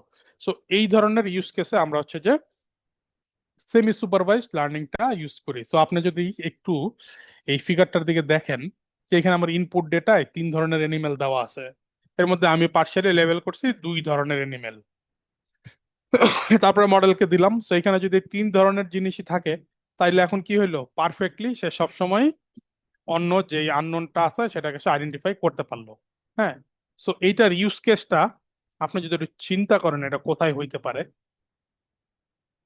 ঠিক আছে, এটা কোথায় হইতে পারে সেইখানে যদি আমরা দেখি যে এটা কোথায় কোথায় হতে পারে, ইমেজ ক্লাসিফিকেশন আমরা ইউজ করতে পারি, তারপর হচ্ছে এনএলপি তে ইউজ করতে পারি, স্পিচ রিকগনিশন ইউজ করতে পারি, রিকমেন্ডেশন সিস্টেম ইউজ করতে পারি, health care and medical imaging এ ইউজ করতে পারি। সো এইবার আসেন যে আমরা এইগুলা কোথায় কিভাবে ইউজ করতে পারি সেটা আমরা আসলে কিভাবে আইডেন্টিফাই করতে পারি।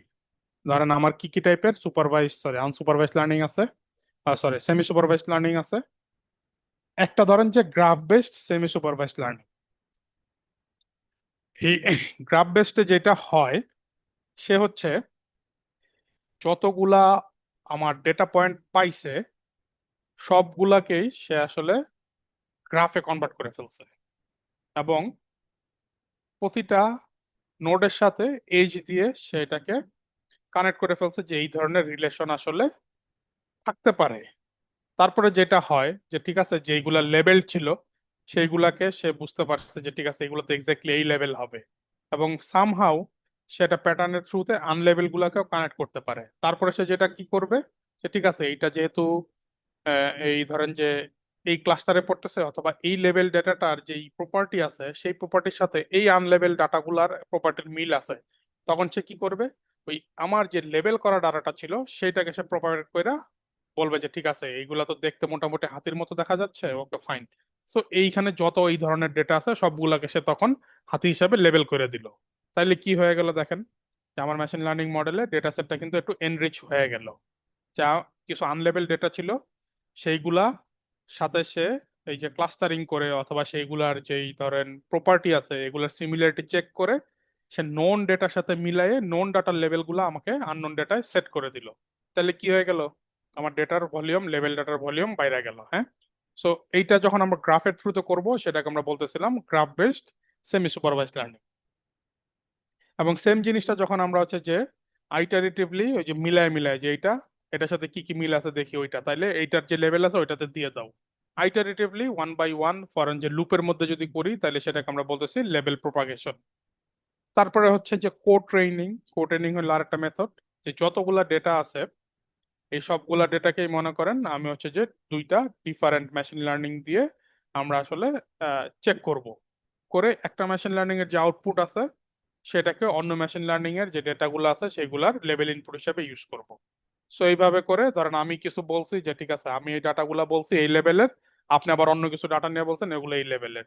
তারপরে আপনি যেগুলাকে লেবেল করছেন সেগুলো আমার ট্রেনিং সেটে আমি লেবেল করে ফেলাইলাম, ওকে ঠিক আছে এগুলো যেহেতু আপনি এই লেভেল বলছেন আর আমি যেগুলাকে লেভেল বলছি ওইগুলা হচ্ছে আপনার ডাটা সেট আপনি লেবেল করে ফেলাইলেন। সো এই যে অ্যাপ্রোচ, এটাকে আমরা বলতেছিলাম কো ট্রেনিং, ঠিক আছে। তারপর হচ্ছে সেলফ ট্রেনিং।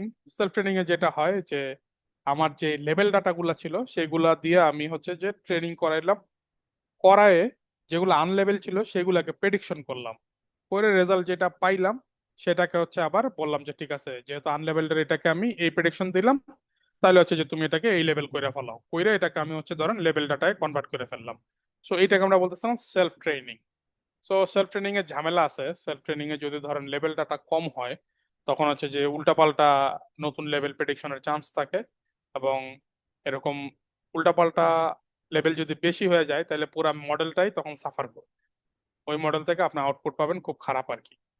তারপর হচ্ছে যে দেখেন সবচেয়ে ইম্পর্টেন্ট যেটা অথবা যেটা আমরা এখন সবচেয়ে বেশি ইউজ করি সেটা হচ্ছে জেনারেটিভ অ্যাডভার্সিয়াল নেটওয়ার্কস।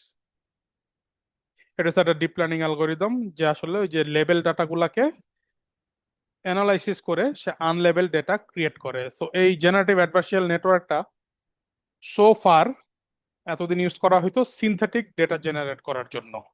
লেটস সে আপনার ওই যে ইন্ডাস্ট্রিয়াল যে এক্সপেরিমেন্ট আছে অথবা ইন্ডাস্ট্রিয়াল প্রোডাকশনের ডেটা আপনি মনে করেন যে মাসে মাত্র 10টা ডেটা পান, এখন এই 10টা ডাটা দিয়ে তার মেশিন লার্নিং করাইতে পারবেন না। সো আপনার কাছে এরকম মনে করেন যে এক বছরের 120টা ডেটা আছে, তখন আপনি যেটা করতে পারেন এই 120টা ডেটা দিয়ে কিছু সিনথেটিক ডাটা জেনারেট করে নিতে পারেন যেগুলো সিমিলার টু অরিজিনাল ডেটা।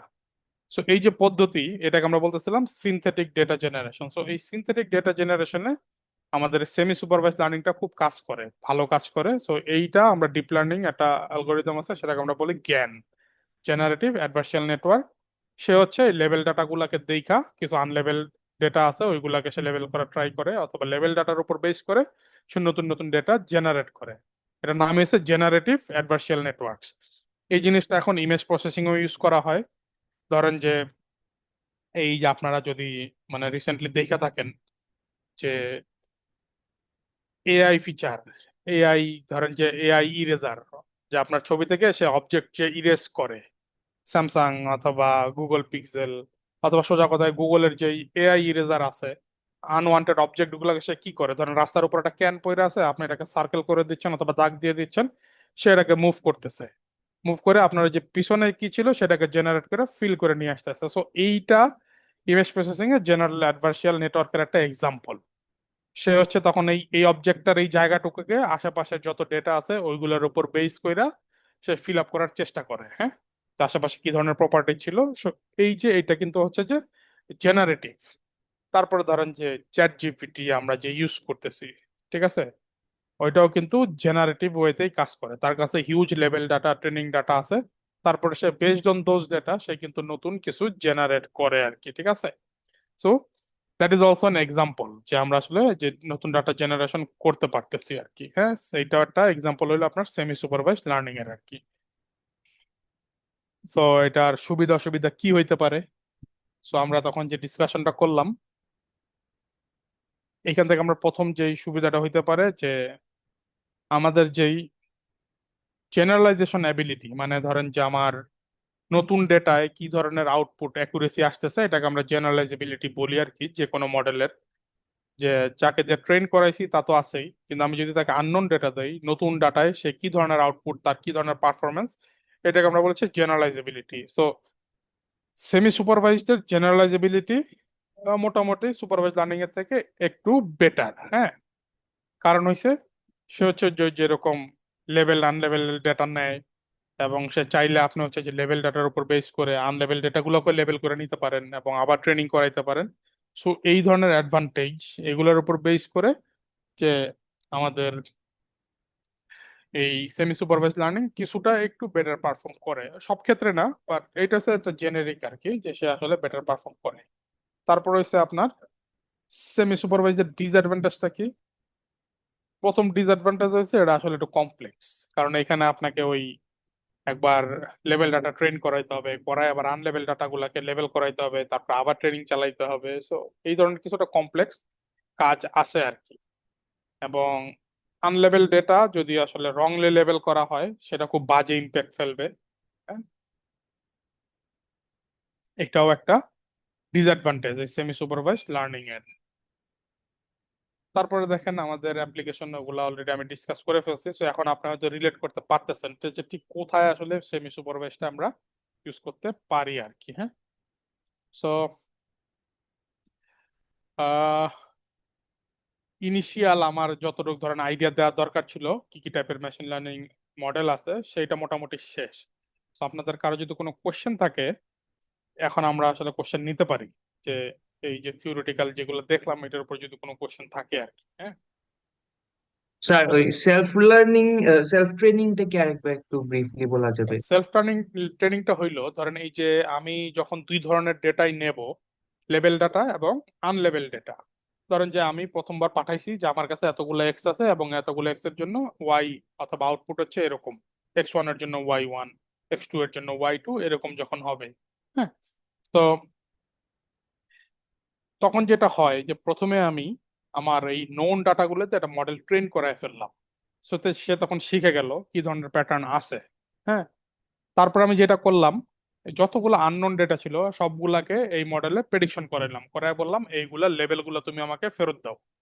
সে তখন ধরেন যে যেগুলো লেভেল ছিল না সেইগুলাকেও ধরেন এই যে প্যাটার্নের উপর বেস করে কিছু লেভেল দিল, যে ঠিক আছে এই X10 নাম্বার ডেটার জন্য Y1টা হইছে একটা লেভেল, X11 ডাটার জন্য Y2টা হইলো একটা লেভেল। সো এইভাবে করে কি করলাম, আমার যত আনলেভেল ডাটা ছিল সবগুলাতে নতুন লেভেল জেনারেট করায় ফেললাম। করানোর পরে কি করলাম, এবারে যে যতগুলা লেভেল ডাটা আছে আগের তো ছিলই, নতুন জেনারেটেড লেভেল এইগুলা দিয়ে আমি পুরো প্রসেসটাকে আবার ট্রেন করাইলাম, আমার মডেলটাকে আবার ট্রেন করাইলাম। সো এইটা ছিল হচ্ছে আমার সেলফ ট্রেনিং। হ্যাঁ, আমি নিজেই লেভেল ডাটা থেকে নতুন লেভেল ক্রিয়েট করব, কইরা সেগুলাকে আননোন ডাটা ইম্পোজ কইরা ওইগুলাকে আবার লেভেল ডাটা হিসেবে নিজেকে আবার ট্রেন করাবো। বুঝতে পারছি? জি স্যার। আর ওই ডিপ লার্নিং অ্যালগোরিদমটা আসলে কি? ডিপ লার্নিংটা হইলো ধরেন যে মেশিন লার্নিং আমরা যেটা করব, আমরা দেখব যে আমাদের বেসিক কিছু ইকুয়েশন আছে, ধরেন যে লিনিয়ারিটি জাস্ট কি হইলে কি হবে, অথবা এরকম আমি দেখছি আগে 10টা কেস হয়েছে, তো একদম একটা লিনিয়ার সম্পর্ক আমি জেনারেট করতে পারি, আমি কমপ্লেক্স কোনো জায়গায় যাব না। হ্যাঁ, আমি ধরেন জাস্ট বলবো যে গত 10 বছরে 20 মিলিমিটার রেইন হয়েছে, নভেম্বরে এত হয়েছে, আমি প্রত্যেকবার খেয়াল করে দেখছি যে নভেম্বর মাসে আমার 10 মিলিমিটার করে বৃষ্টি হয়। সো এরপরে যখন আমি নভেম্বর মাসে ইনপুট দিব সে 10, 11, 12 এরকম একটা আউটপুট দিবে। বাট ডিপ লার্নিং এ এই কথাটা ঠিক এইভাবে হবে না। সে ওই রেইনটা কিভাবে হয়েছে, আগের মাস, পরের মাস, তারও 3 মাস আগে, 4 মাস আগে কি ধরনের কমপ্লেক্স হয়েছে, তখন ওয়েদার কিরকম ছিল, ঠিক আছে, বাতাসের পরিমাণ কি ছিল, নানা ধরনের জিনিস অ্যানালাইসিস করবে, কইরা তারপরে সে হচ্ছে একটা আউটপুট দিবে। সো এটা হচ্ছে মোর লাইক একটু কমপ্লেক্স নন লিনিয়ার ওয়েতে সে একটু চিন্তা করবে। হ্যাঁ, সো এটা হচ্ছে আমাদের ডিপ লার্নিং আর কি। সো আর করা কোনো কোশ্চেন? স্যার আগে জিজ্ঞেস করি নাই ওই ক্লাস্টারিং আনসুপারভাইজড মেশিন লার্নিং ওইটা কিসের উপর বেসড করে হবে? আমি এটা মানে ওই অ্যাসোসিয়েশন আর ক্লাস্টারিং আমি ওকে, গোলপাকে। ফাইন। সো আসেন আমি এই জিনিসটা একটু ক্লিয়ার করি, ক্লাস্টারিংটা কি হবে। ক্লাস্টারিংটা হবে ধরেন যে এই যে আপনাদের 40 জনকে আমি একটা রুমে রাইখা দিলাম। হ্যাঁ, সো একটা রুমে রাইখা দিয়া এখন বললাম যে আপনাদের কার কার মধ্যে কি কি ধরনের মিল আছে এটা আপনারা খুঁজে বাইর করেন। সো আপনারা প্রথমে কি মিলটা খুঁজে বাইর করলেন, ধরেন যে আপনারা হচ্ছেন যে যারা ফিমেল আর যারা মেল তারা আলাদা হয়ে গেলেন, যে আমরা তো একরকম, ওকে ফাইন। তারপরে ফিমেলরা কি করলেন, যে কে কোন এলাকা থেকে আসলেন, মেলরাও এটাই করলো যে কে কোন এলাকা থেকে আসছে, যে ওকে কেউ সিলেটের এখান থেকে আসছে, কেউ ঢাকা থেকে আসছে, কেউ বরিশাল থেকে আসছে। তখন আপনারা কি করলেন, তখন হচ্ছে যে আবার এলাকা ওয়াইজ একটু ভাগ করলেন। তো এইরকম এই যে কমন যে প্রপার্টি যেগুলা নিজেদের মধ্যে আপনারা অবজার্ভ করছেন সেইগুলোর উপর বেস করে যেই আপনারা যে ছোট ছোট দলে ভাগ হইলেন এইটাকে আমরা বলতেছি ক্লাস্টারিং। হ্যাঁ, আর অ্যাসোসিয়েশনটা হইলো যে আপনারা একটা ক্লাস্টার করছেন, ফাইন, আপনাদের এই ক্লাস্টারে মনে করেন যে 20 জন পার্টিসিপেন্ট চলে আসছে, 20 জন ধরেন যে চলে আসছে, কিন্তু দেখা যায় ওই 20 জনের মাঝখানে 2-3 জন সবসময় একসাথে থাকে, যাই করে 3 জন একসাথে করতেছে, বাইরে গেছে 3 জন চলে গেছে, ঘুরতে গেছে 3 জন চলে গেছে, ধরেন দোকানে একটা চিপস কিনতে গেছেন ওই 3 জন চলে গেছে, পরীক্ষার হলে 3 জন পাশাপাশি বসছে। এইটা কি, তখন আমরা কি বুঝতে পারবো, ওই গ্রুপের একজনটা দেখলেই বুঝতে পারবো যে ঠিক আছে বাকি 2 জন আশেপাশে কোথাও আছে। এটাকে হইলো অ্যাসোসিয়েশন, যে একজনটা দেখে আমরা বুঝতে পারি যে অন্য কোথাও কি আছে। বুঝাইতে পারছি? আপনার ঘটনাটা বুঝতে পারছেন? জি স্যার, এখন এখন বুঝছি স্যার। ওকে, ফাইন। সো আর কারো কোনো কোশ্চেন?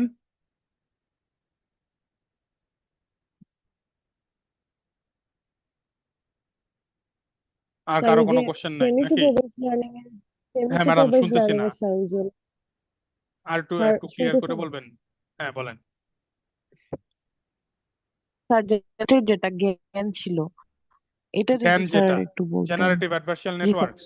জি স্যার। সো জ্ঞানে যেটা হয়, জ্ঞান হইলো যে নতুন ডাটা জেনারেট করার জন্য based on the level data অথবা পুরান ডাটা যেগুলো সে জানে, সে যার লেভেলগুলো তার জানা আছে, এইগুলাকে সে ডিপ লার্নিং মডেলের থ্রুতে সে জেনারেট করে। সোজা কথায় সে আরো কমপ্লেক্স একটা নেটওয়ার্ক সে এমপ্লয় করে। একদম ধরেন লিনিয়ার কোনো ইকুয়েশন নাই। যেমন ধরেন এই যে এখন বইলা ফালাইলাম যে আপনার বাড়ি একসাথে, মানে আমরা দুজনে একই এলাকার, so let's let's hang out together. সে তখন ডিপ লার্নিং এ জিনিসটা এইভাবে হবে না। ডিপ লার্নিং এ আপনাকে যদি এরকম হইতে হয় যে ঠিক আছে আমার শুধু এক এলাকার হইলে হবে না, আমাকে আরো কিছু প্যাটার্ন মিলাইতে হবে একই এলাকার, আমার সাথে তার মেন্টালিটি ঠিক আছে কিনা, আমি যেভাবে চিন্তা করি সে সেইভাবে চিন্তা করে কিনা, এরকম আরো কমপ্লেক্স জিনিসগুলোকে সে আরো কনসিডার করে। সো এইরকম সিচুয়েশনে অন্য জায়গায় যেরকম ধরেন যে আমি যদি মেশিন লার্নিং দিয়ে এরকম সেমি সুপারভাইজড লার্ন করি, তখন যেটা হবে যে আমি শুধু দেখছি যে ওই যে বললাম যে 5টা নাম্বার পর পর 6 আসছে, তাহলে 6 নাম্বারটাও আসলে আমি লেবেল করে দিলাম যে দিস ইজ অলসো 5। হ্যাঁ, কিন্তু ডিপ লার্নিং এ এটা এরকম হবে না। ডিপ লার্নিং এ সে আরো চিন্তা করবে আর কি কি ধরনের মিল আছে। এটাকে আমরা বলতেছিলাম জেনারেটিভ অ্যাডভার্সিয়াল নেটওয়ার্কস। হ্যাঁ, তো এইটা আমরা একটু এটা দেখবো কিনা আমি শিওর না, বাট আমি চেষ্টা করব যে আমাদের এই বুট ক্যাম্পের সবার শেষের দিকে ডিপ লার্নিং এর একটা মেথড তো থাকবেই। সো ওই ক্লাসে আমরা এরকম জেনারেটিভ কিছু দিতে পারি কিনা আর কি। ঠিক আছে, এটা একটু টাফ। হ্যাঁ, জেনারেটিভ অ্যাডভার্সারিয়াল নেটওয়ার্কসটা এটা হচ্ছে যে ধরুন খুবই কমপ্লেক্স একটা নেটওয়ার্ক। এটার জন্য আগে আমাদেরকে ডিপ লার্নিং শিখতে হবে, দেন হচ্ছে আমরা এই জেনারেটিভ মোডে যাইতে পারি আর কি। আমি চেষ্টা করবো একটা আইডিয়া দিয়ে দেওয়ার জন্য, কিন্তু বেসিক আইডিয়াটা হইলো যে জেনারেটিভ অ্যাডভার্সারিয়াল নেটওয়ার্ক সে আসলে ডিপ লার্নিং মেথড ইউজ করে। সে একদম ক্লাসিক এমএল গুলো ইউজ করে না, এবং ডিপ লার্নিং সবসময় কি করে, নানা ধরনের কমপ্লেক্স যে প্যাটার্ন আছে সেগুলো নিয়ে এসে কাজ করে, কমপ্লেক্স প্যাটার্ন সে খোঁজার চেষ্টা করে আর কি, কনটেক্সট বোঝার চেষ্টা করে। ঠিক আছে, বুঝছি স্যার। Okay fine.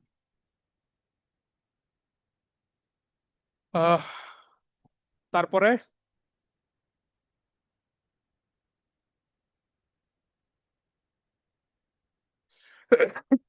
আসেন তাইলে আমরা হচ্ছে যে ওই আমাদের হ্যান্ডসনে অথবা পাইথনের দিকে একটু চলে যাই। ঠিক আছে, সো আমার স্ক্রিনটা দেখা যাচ্ছে? জি স্যার। Okay fine. তো আসেন আমরা একটু পাইথন দেখি, পাইথন কি জিনিস। পাইথন তো মোটামুটি সবার আইডিয়া আছে, রাইট? সো জি পাইথন স্যার। আসলে কি জিনিস এইখানে আমাদের সবার আইডিয়া আছে না, আমরা পাইথন নিয়ে কাজ করছি না? জি স্যার, করছি ফাইন, আগে। তাইলে আর বেশি সময় না দেই, মানে জাস্ট একটু বলে দেই পাইথন হলো কি, হাই লেভেল ইন্টারপ্রেটেড ল্যাঙ্গুয়েজ না? আমাদের দুই ধরনের কম্পাইলার আছে, রাইট? একটা কি ইন্টারপ্রেটেড, আর একটা কি কম্পাইলড। ঠিক আছে, কম্পাইল যেটা হয় কি করে, সে আগে হচ্ছে টোটাল কম্পাইলেশন করে, তারপরে হচ্ছে একটা অবজেক্ট ক্রিয়েট করে সেটার উপর একটা আউটপুট দেয় নাকি। আর ইন্টারপ্রেটেডটা কি করে, লাইন বাই লাইন পড়ে, প্রতি লাইনে কি করতে বলা আছে সে ওই লাইনের এক্সিকিউশনটা করে, রাইট? এরকম কিছু নাকি? জি। তো পাইথন, জি স্যার। পাইথনকে আসলে বলা হয় ইন্টারপ্রেটেড ল্যাঙ্গুয়েজ, বাট সে আসলে আগে একটু কম্পাইলও করে। হ্যাঁ, সো আগে একটু কম্পাইল কইরা নেয়, তারপরে হচ্ছে সে আসলে ইন্টারপ্রেশন করে। সো এটা একটা জটিল কনসেপ্ট, বাট এটা কেউ যদি থিওরিটিক্যালি আপনার কাছে জিজ্ঞেস করে আপনি বলবেন জিনিসটা ইন্টারপ্রেটেড ল্যাঙ্গুয়েজ, বাট তার কার্যপ্রণালী হইলো মোটামুটি কম্পাইলডের মতোই। হ্যাঁ, এবং পাইথন টোটালি কিন্তু একটা object oriented language, totally object oriented. এখানে যা আছে পাইথনে আমরা এবিসিডি যাই বলি না কেন, ইচ এন্ড এভরিথিং হলো এক একটা অবজেক্ট। এই জন্য এটাতে কাজ করে আরো বেশি মজা। সো পাইথনের হিস্টোরিটা সবার জানা আছে। তো পাইথনের একদম জন্ম হয়েছিল লেটসে 1994 সালে, তখন পাইথন 1.0টা রিলিজ হয়েছে। তারপর আস্তে আস্তে দেখেন 2000 সালে আইসা পাইথন 2 ভার্সন রিলিজ হয়েছে।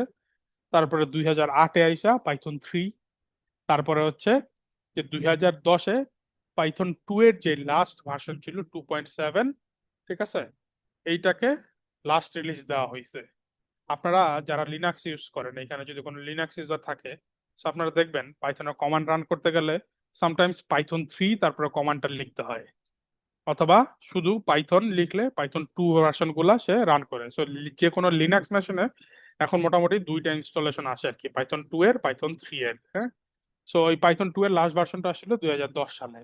তারপর 2015-তে পাইথনের ভার্সন 3.5, 2018-তে ভার্সন 3.7, 2020-এ পাইথনের ভার্সন 3.9, 21-এ 3.10, 22-এ 3.11, 23-এ আসছে 3.12, 2024-এ আসছে 3.13, এবং 2025-এর এখন পর্যন্ত এটাকে আমরা ধরেন যে রিলিজ বলবো না, এটা হচ্ছে যে আলফা ভার্সন আছে, ভার্সন 3.14।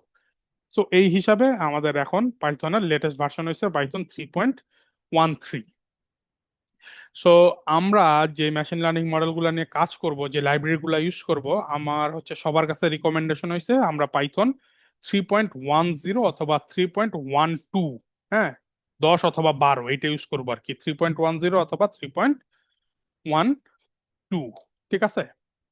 3.13 আমরা ইউজ করব না, কারণ 3.13-তে এখনো ধরেন যে প্রচুর এই লাইব্রেরি ডিপেন্ডেন্সি নিয়ে প্রবলেম করে, কারণ 3.13 একদম লেটেস্ট, এবং কিছু পুরান লাইব্রেরি আছে। আপনি যখন অ্যালগোরিদম গুলো ইমপ্লিমেন্ট করবেন, কিছু লাইব্রেরি আছে পুরাতন, যেগুলো হচ্ছে যে নতুন পাইথনের সাথে তারা কোপ আপ করে না, ঠিক আছে।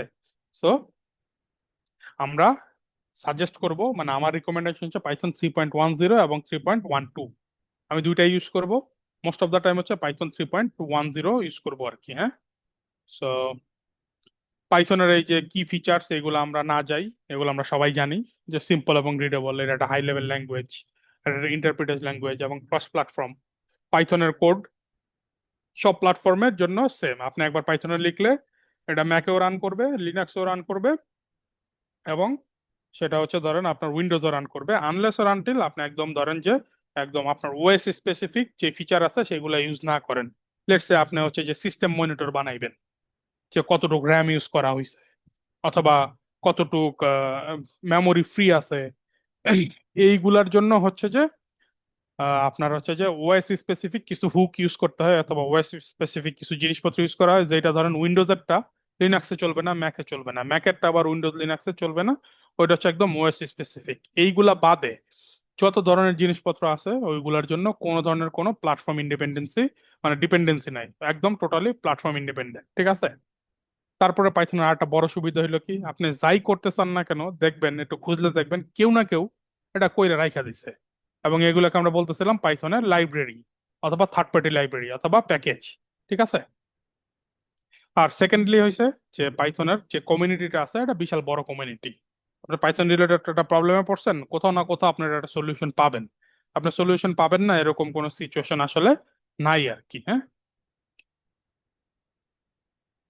তারপরে ধরেন যে পাইথনের কিছু অ্যাডভান্টেজ আছে। সো প্রথম অ্যাডভান্টেজ কি, যে আমার সি প্লাস প্লাসে যারা কোড করছেন, তো তারা জানেন যে একটা অ্যারে ডিফাইন করার সময় কি অ্যারে লেংথ বলতে হয়, টাইপ বলতে হয়। তারপরে যদি আপনার হচ্ছে যে ওইখান থেকে বেশি বড় ডেটা রাখা শুরু করেন, আপনাকে অ্যারে আউট অফ বাউন্ড অথবা ইন্ডেক্স আউট অফ বাউন্ড এই ধরনের এরর দিবে, অথবা আপনার স্পেস ওভারফ্লো করতেছে, ওইগুলো সে নানা ধরনের এরর দেবে। হ্যাঁ, এই ধরনের প্রবলেম হচ্ছে আমাদের আবার পাইথনে নাই। সো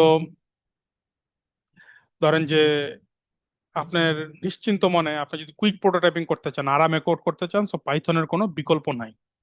তারপরে হচ্ছে জাভাতে যারা কোড করছেন, ইউ অলরেডি নো, জাভায় একটা হ্যালো ওয়ার্ল্ড লিখতে গেলেও দুনিয়ার পেরেশানি, এই পাবলিক এটা সেটা হাবি জাবি নানা ধরনের পেরেশানি কইরা তারপর একটা হ্যালো ওয়ার্ল্ড নিয়ে আসতে হয়। সো পাইথন আবার ওই রকম না, পাইথন একদম প্লেন এন্ড সিম্পল, কোনো পেরেশানি নেই, ইনস্টল দিলেন, আপনি জেনে মন চাইলে লেখা রান দিলেন, বাস, ইট ইজ রানিং, ঠিক আছে। আপনার ওই যে ক্লাস ডিফাইন করা, ক্লাসের ভিতরে একটা পাবলিক অথবা প্রাইভেট প্রপার্টি অথবা মেথড ডিফাইন করা, তারপরে সেই মেথড কল করা, এই ধরনের পেরেশানি পাইথনে নাই আর কি। এগুলোই হলো পাইথনের অ্যাডভান্টেজ। হ্যাঁ, তারপর পাইথন আমরা কোথায় কোথায় ইউজ করি, পাইথন আমরা মোটামুটি সব জায়গায় ইউজ করি, web development, data science and machine learning, automation অথবা scripting, AI, deep learning, game development, scientific computing. So দেখেন যে আমরা আসলে এখন কি কি শিখতেছি, আমরা দেখবো হচ্ছে মেশিন লার্নিং, তারপরে এই পাশে ডিপ লার্নিং, আর্টিফিশিয়াল ইন্টেলিজেন্স, তারপর হচ্ছে সাইন্টিফিক কম্পিউটিং। সো এই সবগুলাই আমাদের কাজে লাগবে। সো পাইথন হচ্ছে আমাদের জন্য একদম আলটিমেট গো টু টুল, আমরা কুইক শিখবো, ইমপ্লিমেন্ট করব, কুইক প্রোটোটাইপ করবো আর কি এরকম। হ্যাঁ, সো এইখানে দেখেন কিছু এক্সাম্পল দেওয়া আছে। বড় বড় কোম্পানি, দুনিয়ার একদম প্রথম সারির কোম্পানি যারা আসলে পাইথন ইউজ করে তাদের রেগুলার প্রোডাক্ট বেজে অথবা রেগুলার ডে টু ডে টাস্কে। হ্যাঁ, সো পাইথন ইনস্টল করার জন্য এইখানে কি সবার পাইথন ইনস্টল করা আছে? মানে সবাই কি মেশিনে করে ফেলছেন?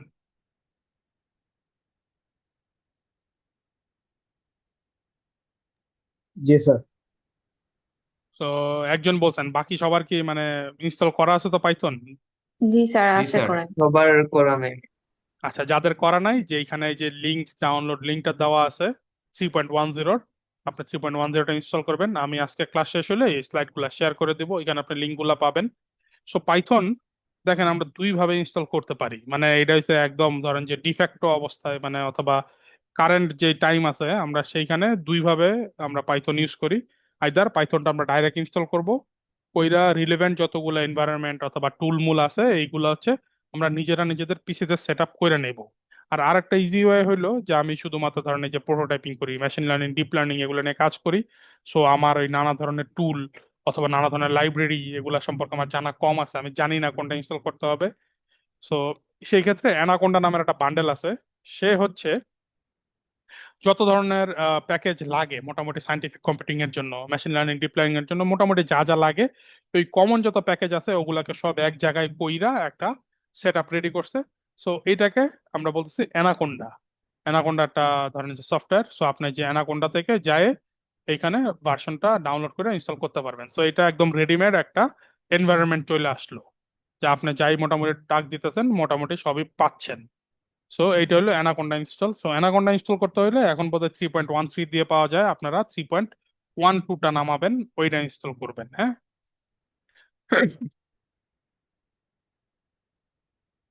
তারপরে হচ্ছে আহ আপনাদের কি মোস্ট অফ দা পিপল মানে যারা আছেন সবার তো উইন্ডোজ নাকি? আপনারা তো উইন্ডোজ ইউজার, রাইট? জি স্যার। জি স্যার। সো উইন্ডোজের পাইথন ইনস্টলেশনটা একটু ইজি। উইন্ডোজ আমাদের যে ইএক্সি ফাইল আছে আমরা ডাউনলোড করব, করে হচ্ছে যে আমরা সেট আপ করবো। উইন্ডোজেরটা আমি দেখাই দিব। আর যারা ম্যাক ইউজ করেন, ম্যাক ইউজ করার জন্য আপনারা দুই ভাবে করতে পারেন। একটা হইলো আপনি হচ্ছে যে ওইদের প্যাকেজ আছে ডিএমজে থাকে, অথবা ইএক্সি ফাইলের মতো যে ফাইল সেটা থাকে, সেটা নামায়া সেটা ইনস্টল করতে পারেন স্টেপ বাই স্টেপ। অথবা আপনার টার্মিনালে আপনাকে আগে হচ্ছে যে হোম ব্রুটা ইনস্টল করে নিতে হবে, তারপর হচ্ছে জাস্ট ওইখান থেকে ওই আপনি এপিটিকেট দিয়ে ইনস্টল করে নিতে পারবেন। আর লিনাক্স যারা ইউজ করবেন তাদের তো ধরেন যে তাদের জন্য দুইটা অপশনই আছে, তিনটা অপশন আছে তাদের জন্য। একটা হইলো আপনার ওই সরাসরি ইএক্সি ফাইল, অথবা আপনি লিনাক্স আগে ব্রু ইনস্টল করবেন, কইরা সেইখানে হচ্ছে আপনি ব্রু এর থ্রুতে ইনস্টল করতে পারেন। অথবা সরাসরি লিনাক্সের যে প্যাকেজ ম্যানেজার যেগুলো আছে, ধরেন আপনার অ্যাপ্টিটিউড, ঠিক আছে, অথবা ফ্ল্যাট প্যাক, ওইগুলা থেকেও আপনি তখন পাইথনটা ইনস্টল করে নিতে পারেন। এবং লিনাক্সে মোস্ট অফ দ্য টাইম পাইথনটা ইনস্টল অবস্থায় আসে। হ্যাঁ, তো আমি এইখানে একটু ওভারভিউ দেখাই যে ধরেন আমাদের যেই উইন্ডোজ ইনস্টলেশনটা আছে, আপনি সফটওয়্যারটা নামাইবেন। এখানে আমি 3.13 দিয়ে দেখাইছি, বাট আপনারা 3.12 অথবা 10 নামাইবেন। এবং ইনস্টলেশন প্রসিডিউর সবার জন্য সেম, এটা ভার্সন 13 হোক আর ভার্সন 10 হোক, সবার জন্য সেম। সো আপনাকে খেয়াল রাখতে হবে যে এইগুলা আপনি দেখেন, আপনি যখন ওই যে সেট আপটা রান করবেন তখন হচ্ছে যে আপনার এইখানে দুইটা অপশন থাকবে। হ্যাঁ, এই প্রথম অপশনটা হইলো যে এটা একদম ডিরেক্ট ইনস্টল নাও, আপনি টিপ দিলে সব ধুপ করে ইনস্টল হয়ে যাবে। আর হলো কাস্টমাইজ ইনস্টলেশন, এইটা। এবং এই কাস্টমাইজ ইনস্টলেশন চুজ করার আগে আপনি হচ্ছে এইখানে দুইটা টিক চিহ্ন দিয়ে নেবেন, যে use admin privileges when installing py.exe এবং add python.exe to the path. এই দুইটা সেট আপ করার পরে, মানে দুইটা টিক করার পরে আপনি কাস্টমাইজে ক্লিক করবেন। কাস্টমাইজে আসলে এখানে যা যা আছে সব টিক চিহ্ন দিয়ে দিবেন, দিয়ে তারপর এখান থেকে নেক্সট ক্লিক করবেন। সো নেক্সট ক্লিক করার পরে এইখানে আপনি চাইলে ইনস্টল লোকেশনটা সেট করে দিতে পারেন, যে কোথায় ইনস্টল হবে, অথবা ডিফল্টটাও রাইখা দিতে পারেন। তো ডিফল্টটা হচ্ছে যে যে অ্যাপ ডাটা লোকাল রোমিং ওই ফোল্ডার ইনস্টল হয়। আপনার যদি মনে হয় যে ওই ফোল্ডারটা ব্রাউজ করা একটু টাফ, প্লাস হচ্ছে ওটা কোথায় আছে ওটা মনে রাখা টাফ, হ্যাঁ, সেই ক্ষেত্রে আপনি ইজিলি আপনার সি প্রোগ্রাম ফাইলস এর ভিতরে অথবা এইখানে আপনার যেইখানে মন চায় সেইখানে হচ্ছে ইনস্টল লোকেশনটা দিয়ে দিবেন। দিয়ে এই যে উপরে যেগুলো সিলেক্ট করা আছে ওইগুলো সিলেক্ট করা রাইখা আপনি ইনস্টল বাটনটা প্রেস করবেন, জিনিসটা ইনস্টল হবে। এবং ইনস্টল যখন শেষ হবে, এইখানে যখন আপনার সেটআপটা এই যে দেখেন সেটআপ ওয়াজ সাকসেসফুল এরকম একটা মেসেজ দিবে। সো এইখানে আপনি হচ্ছে ডিসেবল পাথ লেংথ লিমিট, হ্যাঁ, এইটা ক্লিক করবেন। করে এই পাথ লেংথ লিমিটটা আপনি ক্লিক কইরা ক্লোজ করায় নেবেন। নর্মালি উইন্ডোজে যেটা হয় যে আমাদের ফাইল সাইজ অথবা ফাইল পাথের লোকেশনে 260 ক্যারেক্টার ম্যাক্সিমাম পর্যন্ত সে রাখতে পারে। তো আপনার ফাইলের নাম যদি বড় হয় অথবা আপনার ফাইলটা ফোল্ডারের ভিতর ফোল্ডার, তার ভিতরে ফোল্ডার, এবং ফোল্ডারের নামগুলো যদি বড় হয়, এই জিনিসটা যদি 260 ক্যারেক্টারের উপরে চলে যায়, সেই ক্ষেত্রে কিন্তু আপনি সেইটা তখন আবার ওই পাইথন প্রোগ্রামের ভিতরে ইউজ করতে পারবেন না। সো এইটাকে রিমুভ করার জন্য এই ডিজেবল পাথ লেংথ লিমিট এটাকে আপনি কইরা নেবেন। এটা কইরা নিলে ওই যে প্রবলেম, এই যে পাথ লেংথ লিমিট, এটার প্রবলেম আর থাকবে না। হ্যাঁ, সো এই আমার পাইথন ইনস্টলেশন শেষ, ঠিক আছে। সো এখন তারপর আসতেছে আইডি। আমরা যেহেতু মেশিন লার্নিং করব, সো আইডিতে আইডি হিসাবে আমরা ধরেন যে মোস্ট অফ দা টাইম ওই নোটবুকটা ইউজ করব। আর নোটবুকের জন্য আমরা ধরেন যে ভিজুয়াল স্টুডিও কোড যেটা আছে এটাই সবচেয়ে ফিজিবল এখন। আর কোনো কোড এডিটর আসলে এরকম নোটবুক সাপোর্ট করে কিনা আমার জানা নাই। আর একটা হইলো আপনার কমন যে জুপাইটার নোটবুক, এইটা। সো জুপাইটার নোটবুকে নানা পেরেশানি আছে। ওই পিসিতে আমরা যেটা ইউজ করি জুপাইটার ল্যাব, ওইটা একটু কমপ্লেক্স, ওইটা একটু পেরেশানি।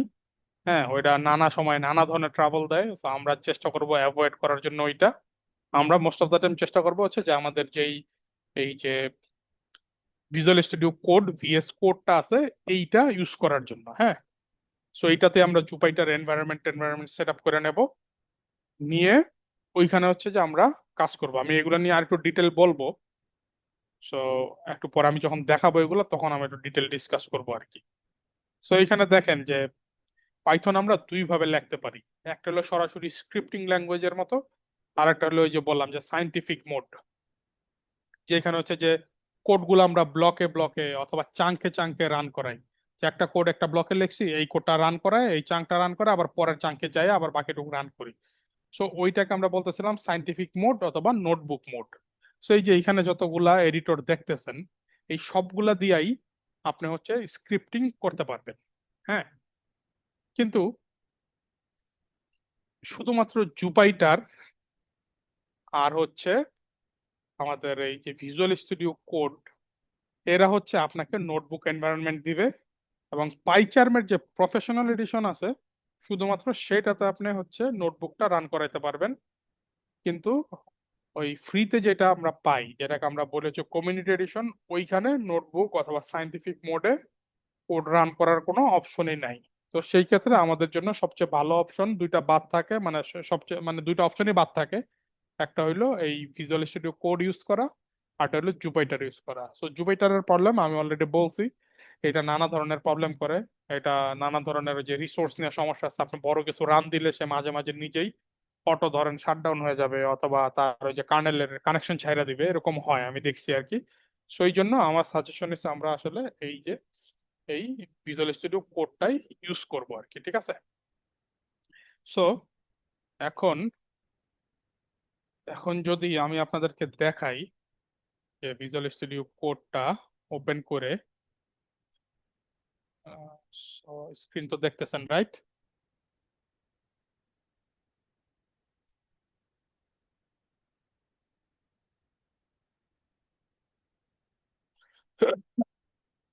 আমার স্ক্রিন তো দেখা যাচ্ছে না? জি স্যার, দেখা জি। যাচ্ছে। তো দেখেন এই যে এইখানে দেখেন এই যে আমরা এখানে চাঙ্কে চাঙ্কে কোড লিখছি। প্রথমে ধরেন এই যে এইটুক বক্সের মধ্যে একটু কোড লিখছি, এটাকে আমি রান করাবো। তারপর হচ্ছে যে এইটুকের মধ্যে লিখছি, এটাকে রান করাবো। তারপর হচ্ছে এইটুকের মধ্যে লিখছি, এটাকে রান করাবো। সো এই যে এনভায়রনমেন্ট, এটাকে আমরা বলতেছিলাম ধরেন আপনার নোটবুক মোড অথবা সাইন্টিফিক মোড। আবার সেম কোড আমরা যদি একটা নতুন ফাইল নেই, লেটস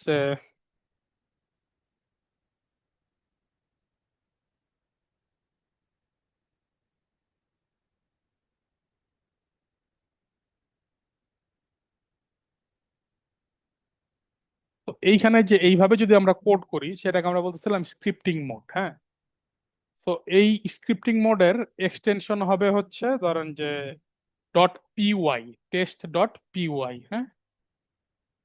আর যেইগুলা ধরেন যে আমার এরকম চাঙ্কে চাঙ্কে এরকম নোটবুক মোডে আছে, সেইগুলাকে আমরা এক্সটেনশন দেই আই পাই এনবি, ঠিক আছে, আই পাইথন নোটবুক। এনবি এর হচ্ছে যে এইটা হচ্ছে আপনার সংক্ষিপ্ত রূপ আর কি। এই এইটার সুবিধাটা কি? এটা সুবিধাটা হইলো মনে করেন যে আমার এইখানে এতটুকু কোড করছি, এইটার আউটপুট এইখানে আমরা দেখে ফেললাম, হ্যাঁ। এবং ধরেন যে এতটুক জিনিস আমার ঠিক আছে, এতটুকু রান করছি, আমার এইখানে একটু চেঞ্জ দরকার, সো এইখানে আমি একটু চেঞ্জ করব, কইরে আমি এটাকে রান করব। সো এইটুক রান করার জন্য আমার তখন কি করতে হবে, আগের এগুলা কিন্তু রান করাইতে হচ্ছে না। কিন্তু আমরা যখন এরকম এই যে পাইথন স্ক্রিপ্ট মোডে যাব, ধরেন আপনি 3 নাম্বার লাইনে একটা ভ্যারিয়েবল চেঞ্জ করছেন, তখন কিন্তু পুরোটা জিনিস একবার আবার রান হবে। ধরেন এখানে 1000 লাইনের কোড আছে, 3 নাম্বার লাইনে চেঞ্জ হয়েছে। সো কি করতে হবে এখন, এই 1000 নাম্বার লাইনের একটা ডিপেন্ডেন্সি আছে ধরেন 3 নাম্বার লাইনে, তখন হচ্ছে এই পুরাটা ফাইল আবার সে কম্পাইল কইরা রান টান করবে। সো এটা সময় সাপেক্ষ ব্যাপার। বাট আমরা যখন নোটবুকে থাকবো, যে আমার এইখানে চেঞ্জ দরকার, আমি জাস্ট এইখানে চেঞ্জ করব, এইখানে রান করব, বাস এটার আউটপুটই পাবো। আবার ধরেন যে এইখানে এই লাইনটার সাথে মনে করেন যে আমার এইটার একটা ডিপেন্ডেন্সি আছে, সো আমি কি করব, এইখানে একটু চেঞ্জ করে এটাকে রান করে দিয়ে আসবো, এবং এরপর এসে এখানে আমি কাজ করব। সো এর মাঝখানে যা আছে ওইগুলোকে কিন্তু আমার আর রান করা লাগতেছে না। আমি বুঝাইতে পারছি? সো আমরা কেন আসলে নোটবুক ইউজ করব? So আপনি যখন মেশিন লার্নিং মডেলগুলো নিয়ে কাজ করবেন, ধরেন যে মেশিন লার্নিং পাইপলাইন আছে একটা, হ্যাঁ, ওইটা আমি দেখাবো একটু পরেই। যে আমাদের মেশিন লার্নিং যে কোনো মডেলের পাইপলাইনের একদম প্রথম যেটা, মানে এখনই বলি একটু শুনেন, যে প্রথম যেটা সেটা হচ্ছে যে আমার ডাটা কালেকশন, তারপরে হইছে সেই ডাটাকে ক্লিন করা অথবা ডাটা প্রি প্রসেসিং করা, তারপরে হচ্ছে আমাদের মেশিন লার্নিং মডেলটাকে ফিট করানো অথবা ট্রেন টেস্ট স্পিড করা, মেশিন লার্নিং মডেলকে রান করানো, হ্যাঁ। দেন হচ্ছে আমাদের রেজাল্ট ইভালুয়েশন করা। সো আমি যখন আসলে মেশিন লার্নিং মডেলটাকে রান করাবো, দেখা গেছে যে ডেটার জন্য কিছু চেঞ্জ করতে হচ্ছে, তখন আমি কি করব, আমি জাস্ট আমার ডেটার ব্লকে আইসা ডেটাগুলোকে সেট করে ওইটুকু রান করব, এবং আইসা আবার মেশিন লার্নিং মডেলটাকে রান করাই দিব। সো এর মাঝখানে যেই প্রবলেমগুলা হইছে, এইগুলা কিন্তু আর তখন আমাকে রান করতে হবে না, যতগুলা কোড আছে রান করতে হবে না, আমার সময় বাঁচবে, ঠিক আছে, আমার রিসোর্সের ইউটিলাইজেশন খুব ভালো হবে। সো দিস ইজ ওয়াই আমরা আসলে আইপাইএনবি গুলা ইউজ করি। কি বুঝাইতে পারছি? জি স্যার। সো এইটা কি সবার ইনস্টল করা আছে? ভিএস কোডটা আছে বাট পাইথন ওকে, করা নাই ভিএস কোড। আপনার তো পাইথন ইনস্টল করবেন, তাহলে আপনাদের কাজ কি হবে, একটু লিখে ফেলেন স্টেপ বাই স্টেপ। আপনার প্রথম কাজ হবে পাইথনটা ইনস্টল করা, রাইট?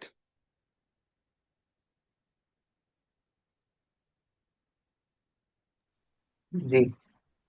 তো পাইথনটা ইনস্টল করার পরে যে ভিএস কোড, এইখানে আইসা আপনি এখানে পাইথন লিখবেন একটু। সো এখানে পাইথন লিখলে দেখবেন যে কিছু পাইথনের মডিউল আছে, যেমন ধরেন আমার এই যে এটা পাইথন ডিবাগার, এই পাইথন, ঠিক আছে। সো এইগুলা দেখবেন যেগুলা সব আপনার ইনস্টল করে নিতে হবে।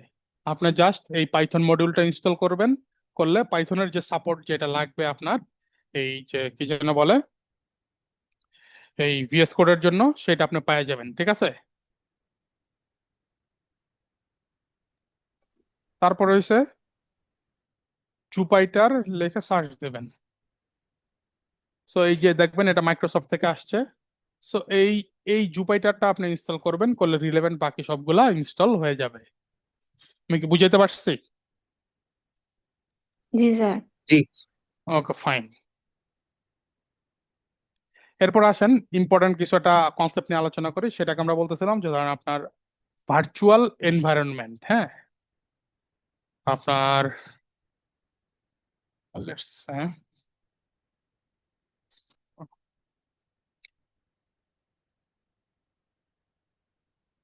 ভার্চুয়াল এনভায়রনমেন্টটা কি জিনিস?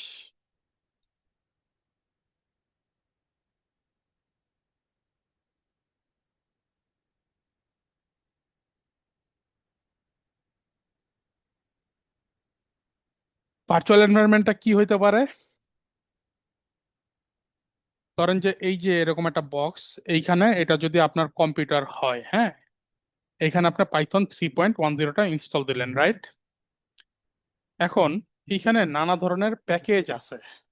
এই যে ধরেন যে নামপাই, সাইপাই, এরকম নানা ধরনের প্যাকেজ আছে থার্ড পার্টি। আপনি যদি এইটার দিকে একটু তাকান, যে এখানে দেখেন আমি কি করছি, import NumPy as np, import Matplotlib, এইগুলা হচ্ছে আমি কি করছি, এগুলো হচ্ছে আমার থার্ড পার্টি প্যাকেজ, এগুলো আমি ইনস্টল করছি। সো আপনার যদি ভার্সন এই যে 3.10টা আছে, আপনি যদি এইখানে প্যাকেজগুলো ইনস্টল করেন, তাহলে যেটা হবে, আপনার যাবতীয় জিনিসগুলা সব এটার মধ্যে ইনস্টল হবে। হ্যাঁ, আপনি ধরেন এরকম অনেকগুলা প্যাকেজ আছে, এরকম সব ইনস্টল হবে। সো প্যাকেজগুলো ধরেন যে আপনার লেটেস্ট ভার্সন আপনি ইনস্টল করলেন, অথবা একটা প্যাকেজ ইনস্টল করছেন এই আপনার সিস্টেমে। সো এইখানে আপনি একটা অ্যাপ্লিকেশন রেডি করলেন। সেই অ্যাপ্লিকেশন মনে করেন এই প্যাকেজের ভার্সন 1 ইউজ করে, কারণ ডব্লিউ প্যাকেজটা হচ্ছে যে 1.2 ভার্সন, সে ইউজ করে আপনার কারেন্ট অ্যাপ্লিকেশনটা। আর ধরেন যে XYZ এর ভার্সন 3টা হচ্ছে আপনার আপনার অ্যাপ্লিকেশনের জন্য দরকার। হ্যাঁ, তারপরে একদিন আপনার মনে হইলো ফাইন, আমি এখন আরেকটা অ্যাপ্লিকেশন বানাবো। হুম, সে অ্যাপ্লিকেশনের মনে করেন, সেই অ্যাপ্লিকেশনে মনে করেন যে এই যে ডব্লিউ এইটার ভার্সন 2.1টা লাগবে, ঠিক আছে? কিন্তু আপনার সিস্টেমে অলরেডি ভার্সন 1.2টা ইনস্টল করা আছে। সো আপনি কি করলেন, এই অ্যাপ্লিকেশনের জন্য এটার আপডেট দিয়া ভার্সন 2.1 করলেন। এরপর যখন এই অ্যাপ্লিকেশনটা রান করবেন, সে তখন আবার কি রান করবে না, কারণ তার ডিপেন্ডেন্সি আছে 1.2 এর জন্য, কিন্তু আপনার সিস্টেমে আছে কি 2.1। আপনার কি ঘটনাটা, ঝামেলাটা বুঝতে পারছেন? যদি এরকম হয়, কি বুঝাইতে পারছি ঝামেলাটা কি হবে? বুঝি নাই ব্যাপারটা। ব্যাপারটা বুঝো নাই, রাইট? লেটস সে সিস্টেম, আমি এটাকে তাহলে লেখা লেখাই দেখাই। So, এগুলো আমি যদি একটু ডিলিট করি, প্রথম থেকে আসি, স্টেপ বাই স্টেপ আমরা যদি একটু দেখি। এইটা হইলো আমার লেটস সে আমার উইন্ডোজ 11 আমার মেশিন, ঠিক আছে? সো এইখানে আমি এখন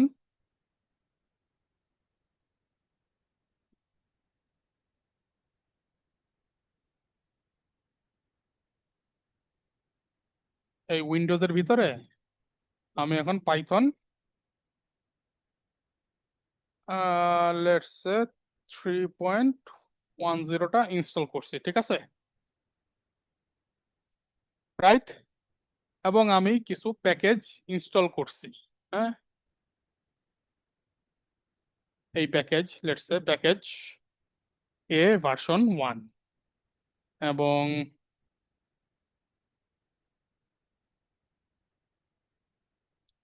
আরেকটা প্যাকেজ পি, সেটার একটা ভার্সন 1টা আমি ইনস্টল করছি। হ্যাঁ, এটা কিন্তু সিস্টেম ওয়াইড ইনস্টলেশন। ওকে, আমার উইন্ডোজের ভিতর পাইথন 3.10 ইনস্টল করা, এবং সেখানে এই প্যাকেজ দুইটা ইনস্টল করা। সো আমি একটা অ্যাপ্লিকেশন, লেটস সে আমি একটা অ্যাপ্লিকেশন বানাইলাম। হ্যাঁ, ধরো আমার অ্যাপ্লিকেশন 1, এই অ্যাপ্লিকেশন ডিপেন্ডেন্সি হয়েছে এইটা, এই দুইটা প্যাকেজ,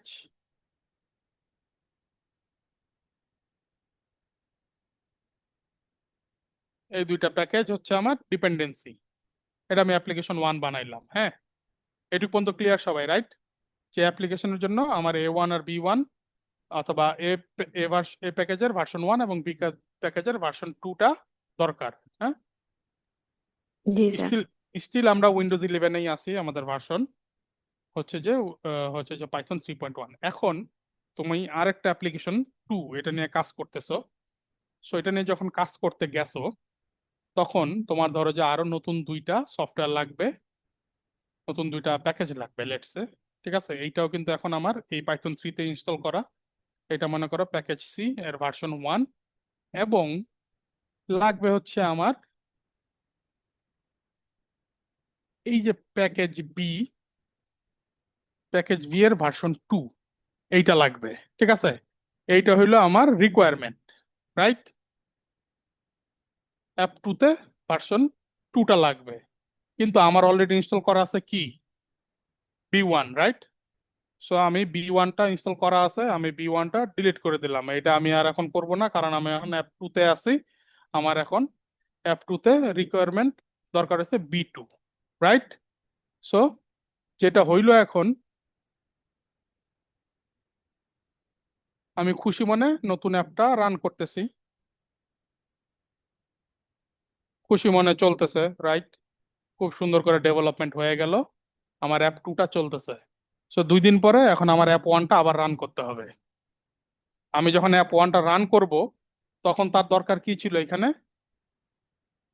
এই বি এর ভার্সন 1টা দরকার ছিল, রাইট? সে কিন্তু বি এর ভার্সন 1টা এখন আর পাচ্ছে না, কারণ কি?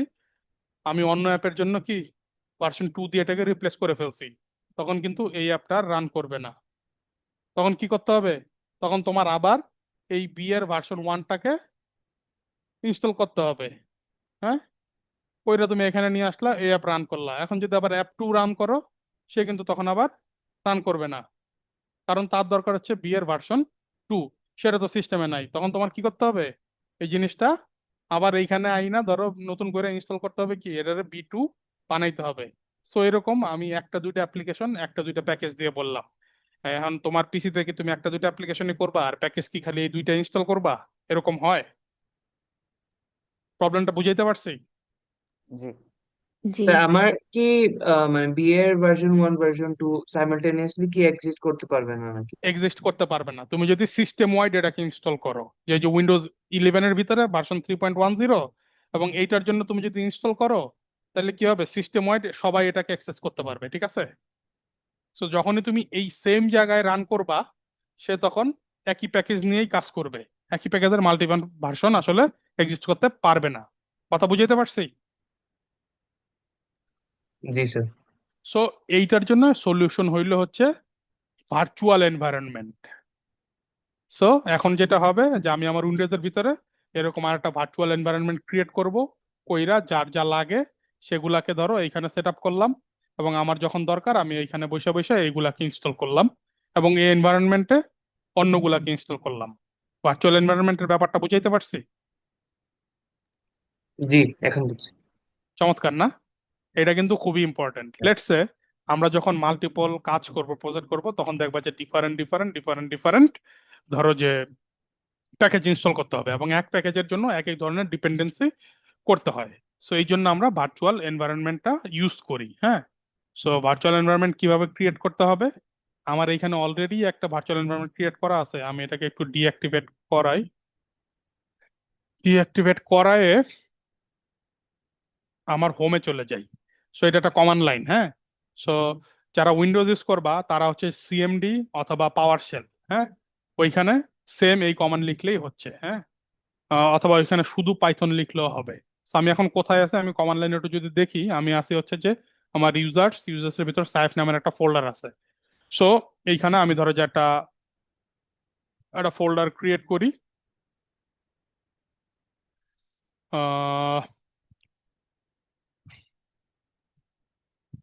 লেটস সে আমরা ধরো যে টেস্ট নামের একটা ফোল্ডার ক্রিয়েট করি। সো আমার যেটা হইলো, আমি যদি এখন একটু এলএস দেই, দেখো যে এখানে টেস্ট নামের একটা ফোল্ডার অলরেডি ক্রিয়েট হয়েছে। হ্যাঁ, সো আমি টেস্ট নামের এই ফোল্ডারটা ক্রিয়েট করলাম। আমি এটার ভিতরে যদি এখন একটু যাই, সিডি টেস্ট এখানে আসবো। সো এখন আইসা আমি এইখানে একটা ভার্চুয়াল এনভায়রনমেন্ট ক্রিয়েট করে নিব। সো ভার্চুয়াল এনভায়রনমেন্ট করার জন্য কমান্ডটাকে পাইথন 3। আমার ধরো যে এটা যেহেতু ম্যাক, সো ম্যাকে যেটা হয়, ম্যাকের যে কার্নেল এটা একটা মোটামুটি ইউনিক্স কার্নেল ইউজ করে। সো এইখানেও সে আসলে পাইথন 2 এর একটা ব্যাপার আছে। উইন্ডোজে শুধু পাইথন লিখলেই হবে। সো পাইথন 3 - অথবা -m, তারপর হচ্ছে ভার্চুয়াল এনভায়রনমেন্ট, তারপর হচ্ছে name of the virtual environment. So এটাকে আমি ক্রিয়েট করার চেষ্টা করলাম, আমাকে একটা এরর দিছে যে পারমিশন ডিনাইড। আগে আমার একটু সুডো লিখতে হবে। সো যারা লিনাক্স ইউজ করবা তাদের এই সিস্টেম সুডো, উইন্ডোজ এই ধরনের পেরেশানি নাই। সো আমি যেটা করলাম যে আমি এখন একটা ভার্চুয়াল এনভায়রনমেন্ট ক্রিয়েট করলাম। সো আমরা যদি একটু এলএস দিয়ে দেখি, দেখো এখানে টেস্ট নামের একটা ফোল্ডার হয়েছে। সো এটার ভিতরে যদি আমরা একটু যাই, সো এলএস যদি দেখো এখানে অনেকগুলা ফোল্ডার আছে, বিন, ইনক্লুড, লিব, পাই, ইএনভি, ভিএনভি, সিএফজি। আমরা যদি একটু বিনে যাই, দেখো যে বিনে ঘটনা কি। হ্যাঁ, এলএস দেই, তুমি দেখো বিনের ভিতরে কি কি ফোল্ডার আছে দেখো। এই যে দেখো, একটা পাইথন আছে, একটা পাইথন 3 কমান্ড লাইন আছে, পাইথন 3.10, এটা ছিল আমার বেস। হ্যাঁ, আমি পাইথন 3.10টা ইনস্টল করেছিলাম, সো এটার ডিফল্ট ভার্সনটা হলো পাইথন 3.10। সো আমার ভার্চুয়াল এনভায়রনমেন্ট ক্রিয়েট হয়ে গেছে। সো আমার এখন কাজ কি, আমি এখন এই ভার্চুয়াল এনভায়রনমেন্টটাকে আগে অ্যাক্টিভেট করে নেব। হ্যাঁ, তাইলে আমাকে কি করতে হবে, কমান্ডটা হচ্ছে সোর্স, তারপরে হচ্ছে অ্যাক্টিভেট দিলে হচ্ছে দেখো যে আমার কমান্ড লাইনের আগে আমার যে ভার্চুয়াল এনভায়রনমেন্টের নাম আছে সেটা চলে আসছে। এটা দেখে আমি বুঝতে পারবো যে আমি এখন যাই করব, যা কিছু করব, সব কিছু হচ্ছে এই ভার্চুয়াল এনভায়রনমেন্টের ভিতরে আছে। হ্যাঁ, এর বাইরে এগুলো আমি অ্যাক্সেস করতে পারবো না, যাই ইনস্টল করব সব হচ্ছে এইখানে থাকবে। সো তোমরা হচ্ছে যে উইন্ডোজও সেম এভাবে করতে পারো। উইন্ডোজ হচ্ছে যে সোর্স অ্যাক্টিভেট করা লাগবে না, উইন্ডোজে জাস্ট এই যখন এই বিন হবে, বিনের ভিতর স্ক্রিপ্টস নামের একটা ফোল্ডার থাকবে, তার ভিতরে অ্যাক্টিভেট, ওইটাকে জাস্ট রান করাই দিলে হচ্ছে, অ্যাক্টিভেট এন্টার দিলে তোমার এটা রান করবে, তুমি ইজিলি এটা ধরতে পারবা যে এখানে তোমার এইটা আসছে কিনা এনভায়রনমেন্টের নাম। সো এখন আমি কিন্তু এখানে ইনস্টল করতে পারি, যেহেতু তোমরা সবাই পাইথন ইউজ করছো, ইউ অলরেডি নো যে পিআইপি কিভাবে কাজ করে, রাইট? সবাই জানো তো যে পিআইপি কিভাবে কাজ করে? জি না স্যার। লেটস আমরা কয়জন জানি না যে পিআইপি কিভাবে কাজ করে অথবা পিআইপি কি জিনিস? জানি না স্যার। তো সেটা দিয়ে প্যাকেজ ইনস্টল করা যায়, জাস্ট এতটুকু জানি। Okay fine. সো এটুক আইডিয়া থাকলেই হচ্ছে। সো এখানে দেখো যে আমরা যে যে কোডগুলা করতেছিলাম, এখানে কি করছি দেখো, import NumPy as np. NumPy হলো একটা প্যাকেজ, এইটাকে আগে ইনস্টল করতে হবে। সো এইগুলা করার জন্য আমরা যেটা ইউজ করি সেটাকে আমরা বলি হচ্ছে যে পাইথনের প্যাকেজ ম্যানেজার। সো পাইথনের প্যাকেজ ম্যানেজারটাকে আমরা পিআইপি নামে চিনি। হ্যাঁ, পিআইপি নামে চিনি। সো এটাকে আমরা বলি হচ্ছে Python package manager. So PIP দিয়ে ধরো এখন আমার এই নামপাইটা ইনস্টল করতে হবে, যে প্যাকেজের নাম নামপাই। তাহলে আমি কি করতে পারি, এই যেরকম পিআইপি লিখবো, তারপর হচ্ছে পিআইপি ইনস্টল, তারপর হচ্ছে আমার প্যাকেজের নাম কি ছিল, নামপাই। আর আমি লিখলাম, লেখার পরে এখানে ইনস্টল হবে। যে দেখো কিছু ডাটা ডাউনলোড করতেছে অনলাইন থেকে। হ্যাঁ, তো একটা এরর দিচ্ছে ওই যে পারমিশন, এখানে হচ্ছে যে আগে একটা সুডো লিখতে হবে। লিনাক্সে যারা আছো তাদেরও এই প্রবলেম হবে, সুডো পিআইপি ইনস্টল। সো এটা ইনস্টল হবে। উইন্ডোজে এই পেরেশানি নাই, উইন্ডোজে জাস্ট হচ্ছে তুমি পিআইপি দিয়ে ইনস্টল বললেই জিনিসটা আসলে হয়ে যাবে। আমি চেষ্টা করবো, দাঁড়াও নেক্সট দিন থেকে উইন্ডোজের একটা পিসি ম্যানেজ করে ওইখানে এটা দেখানোর আর কি। সো দেখো এখন আমার নামপাইটা ইনস্টল হয়ে গেছে। হ্যাঁ, সো এই এনভায়রনমেন্টে আমি এখন চাইলে আসলে কি করতে পারি, সো নামপাইটা ইউজ করতে পারি। সো এইভাবে করে আমরা হচ্ছে যে ভার্চুয়াল এনভায়রনমেন্টটা ক্রিয়েট করব, ভার্চুয়াল এনভায়রনমেন্ট অ্যাক্টিভেট করব এবং ডিঅ্যাক্টিভেট করতে পারি। সো এটা আমি ডিঅ্যাক্টিভেট করে দিলাম। এখন আমাদের যেটা করতে হবে, আমি আগে থেকে আজকের ক্লাসের জন্য কিছু একটা ভার্চুয়াল এনভায়রনমেন্ট রেডি করে রাখছিলাম। সো সেইটা কিভাবে করতে হয় সেটা আমি একটু অ্যাক্টিভেট করে নেই। তোমরা অলরেডি এখন জানো যে কিভাবে অ্যাক্টিভেট করতে হবে, রাইট? সো সোর্স আমার ছিল হচ্ছে এমএল বুট ক্যাম্প, তারপরে এমএলবিসি ইন অ্যাক্টিভেট। সো আমার এই এনভায়রনমেন্টের নাম ছিল এমএলবিসি। হ্যাঁ, সো এটা এখানে থাকুক, আমরা একটু দেখতে থাকি। এইবার আসো আমরা একটু কোডে চলে যাই। আমরা একটু কিছু রান করার কথা, আমার কোডটা এইখানে, স্ক্রিন তো দেখা যাচ্ছে না? জি স্যার। হুম। সো এইখানে দেখো যে এখন কি করতে হবে, আমরা একটা ভার্চুয়াল এনভায়রনমেন্ট ক্রিয়েট করছি এবং সেইটাকে আমাদের এই যে এইখানে সিলেক্ট করতে হবে। হ্যাঁ, যে কিভাবে আমরা সিলেক্ট করব। সো তুমি যখন এখানে আসবা, এখানে তোমাকে লিস্ট দেখাবে যে কোনটা তুমি ইউজ করবা। সো এখানে দেখো পাইথন 3.10, এটা হলো আমার গ্লোবাল এনভায়রনমেন্ট, যেটা একটু আগে দেখাইছিলাম। যে আমি যদি কিছু সিলেক্ট না করি, ভার্চুয়াল এনভায়রনমেন্ট যদি সিলেক্ট না করি, ওই যে পাইথন 3.10 ইনস্টল করছি, সো ওইটাতেই সব কিছু ইনস্টল হবে, ওইটা আমি সিলেক্ট করে এটা রান করব। সো মাল্টিপল জায়গায় যদি ডিপেন্ডেন্সির সমস্যা হয় মাল্টিপল অ্যাপ্লিকেশনে, তখন আমি এটা নিয়ে পুরো একটা ডিজাস্টার হয়ে যাবে, রাইট? সো এখানে আমি যেটা করলাম, জাস্ট এখানে আমার যেটা আছে পাইথন 3.10, সেটা হচ্ছে এই যে কোথায় আছে দেখো, এমএল বুটক্যাম্প এমএলবিসি বিন পাইথন, এখানে আছে, এটাকে আমি সিলেক্ট করে নিলাম। সো সিলেক্ট করে আমি ধরো যে এখানে রান দেই একটু, হ্যাঁ। সো এখানে বলতেছে আমার এইখানে নামপাই নামের কিছু ইনস্টল করা নাই, ঠিক আছে। সো আসো দেখে এটা ইনস্টল করি। আমি একটু রিস্টার্ট দিয়ে নেই, নামপাই তো থাকার কথা, ইনস্টল তো করছিলাম। আচ্ছা, বলতেছে নাই, তাহলে আমাকে এখন কি করতে হবে, সুডো পিআইপি ইনস্টল নামপাই। আমি এটা নামপাই ইনস্টল করি।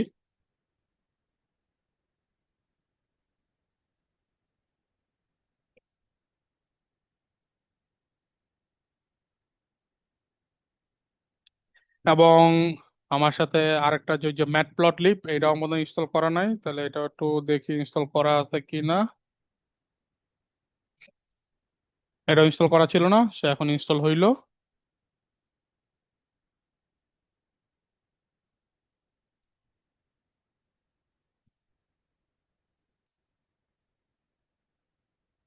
তো এখন যদি আমি এটাকে রান করি, তো সেই প্যাকেজগুলা পাবে, কিছু ক্যাশ ম্যাশ একটু ইয়ে করবে।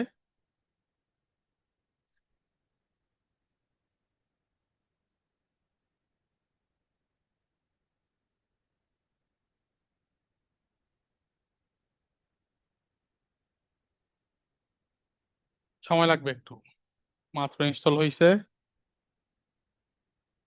সো 25 সেকেন্ড লাগলো। সো এখন এটা সাকসেসফুলি রান করছে এইটুক কোড। আমি নামপাই ইনস্টল করে নিলাম, নামপাইটা হচ্ছে যে ইম্পোর্ট করে নিলাম, হয়ে গেল। সো এখন ধরো যে আমি এই কোডটুক রান করলাম, আমি একটা নামপাই অ্যারে নিলাম 1 2 3 4 5, আর একটা অ্যারে নিলাম, যে এখানে ধরো যে এইটা হইলো সিঙ্গেল অ্যারে, ঠিক আছে, 1 ডাইমেনশনাল অ্যারে, এইটা হলো আমার 2 ডাইমেনশনাল অ্যারে, হ্যাঁ। সো এরপর আমি প্রিন্ট করলাম যে 1 ডাইমেনশনাল অ্যারে দেখতে এরকম, 2 ডাইমেনশনাল অ্যারে হচ্ছে দেখতে এরকম, মানে কি রো কলাম ম্যাট্রিক্সের মতো, এটা একটা ম্যাট্রিক্সের মতো হইলো। সো তারপর হচ্ছে আমি এগুলার মিন বাইর করলাম, হ্যাঁ। অ্যারে ওয়ান এর মিন বাইর করলাম, অ্যারে ওয়ান এর সাম বাইর করলাম। সো আমরা অলরেডি জানি যে মিন কি জিনিস, ঠিক আছে, আর হচ্ছে সাম কি জিনিস। সো সাম তো হচ্ছে যোগ, আর মিনটা কি, কে বলবা?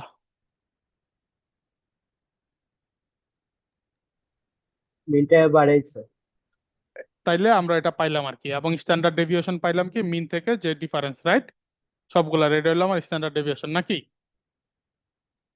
জি স্যার। জি সো সো এইটা আমি পাইলাম, ইজিলি ক্যালকুলেট হয়ে গেল, রাইট? এরপরে দেখো যে, আচ্ছা সবাই তো মোটামুটি পাইথন সম্পর্কে আইডিয়া আছে না, আছে না? জি স্যার। মানে আজকে আমরা হচ্ছে কুইক ওভারভিউ দিচ্ছি আর কি, কারণ কালকে থেকে আমরা হচ্ছে মেশিন লার্নিং অ্যালগোরিদমে ঢুকে যাব। সো এরপরে দেখো পান্ডাস নামের একটা কি আছে, ডাটা ফ্রেম আছে, এইটা খুব ইম্পর্ট্যান্ট, এইটা আমাদের খুব কাজে লাগবে। সো আমি যদি এই কোডটা এখন রান করি, এই কোডটা রান করার কথা না, হ্যাঁ, আমাকে একটা এরর দেবে। এই যে দেখো, সে আমাকে এই লাইনে একটা এরর দিচ্ছে যে no module found named pandas. So আমি এখন এইখানে আইসা আগের মতো করে এই পান্ডাসটা একটু ইনস্টল করে নেব।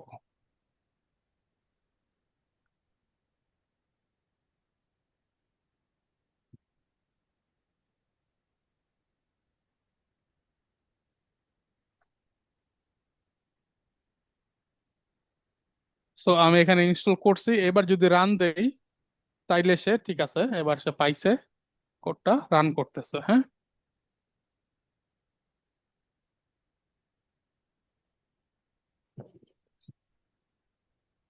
So, এইগুলা হয়েছে আমি যখন লোকালি আমার পিসিতে কোড করব, হ্যাঁ, আমার পিসিতে কোড করার এইটা হইলো একটা কি অসুবিধা, আমার যা যা নাই এগুলা একদম লাইনে লাইনে ইনস্টল করতে হবে।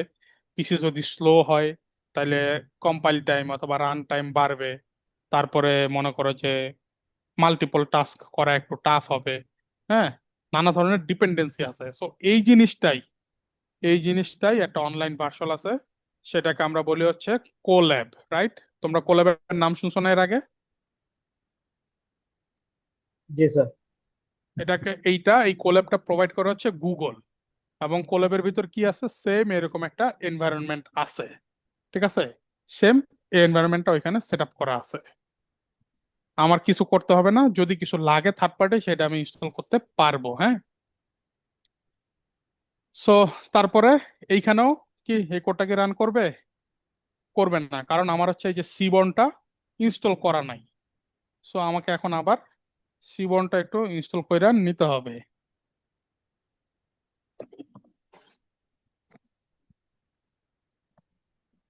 সো এখন যদি আমি একটু রান করি, তাহলে জিনিসটা রান করবে। সো এরকম দুইটা প্লট সে আমাকে ড্র করে দিল। সো এইটা গেল হচ্ছে আমার কি, আমি যখন এই যে লোকাল কনফিগার করলাম, করে এখানে আমি সেট আপ টেট আপ করলাম, লোকালি রান করলাম, এবং দেখো এখানে আমি ভার্চুয়াল এনভায়রনমেন্ট ক্রিয়েট করে নিয়েছি, যা আছে সব এটার ভিতরেই থাকবে আর কি। হ্যাঁ, এখন এই জিনিসটাই আমরা কিন্তু গুগল কোল্যাবে করতে পারি। So, আমি যদি কোল্যাবটা একটু দেখাই, সো এই ইন্টারফেসটার সাথে সবাই কি পরিচিত? এই যে colab.research.google। জি স্যার। সো তুমি যখন এখানে যাবা, হ্যাঁ, শুনতেছি না, কে কিছু বলতেছো?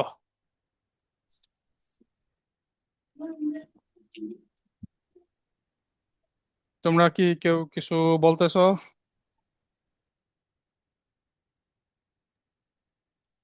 সো এখন এইখানে দেখো, এগুলো যদি আমি রান করি, এগুলোর কোনো পেরেশানি নাই, দেখছো কোনো এরর নাই, কিছু নাই, কারণ এই জিনিসগুলো অলরেডি এই কোল্যাবে ইনস্টল করা আছে।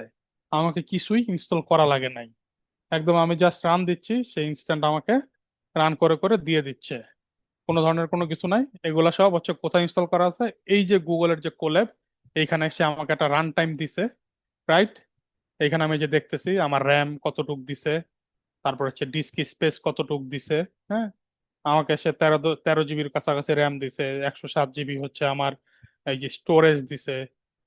এইটা একটা টোটাল একটা ভার্চুয়াল মেশিন, যেটা মনে করো লিনাক্স বেজের উপর চলতেছে, এবং ওইখানে জুপাইটারের যে ল্যাবটা আছে, জুপাইটারের যে সার্ভারটা আছে সেটা ইনস্টল করা আছে। সো এইসব ক্ষেত্রে এই যে কার্নেলে তুমি যদি কোনো কিছু ইনস্টল করতে চাও, সেই ক্ষেত্রে আগে একটা হ্যাশ দিতে হবে, তারপর হচ্ছে পিআইপি, ধরো যে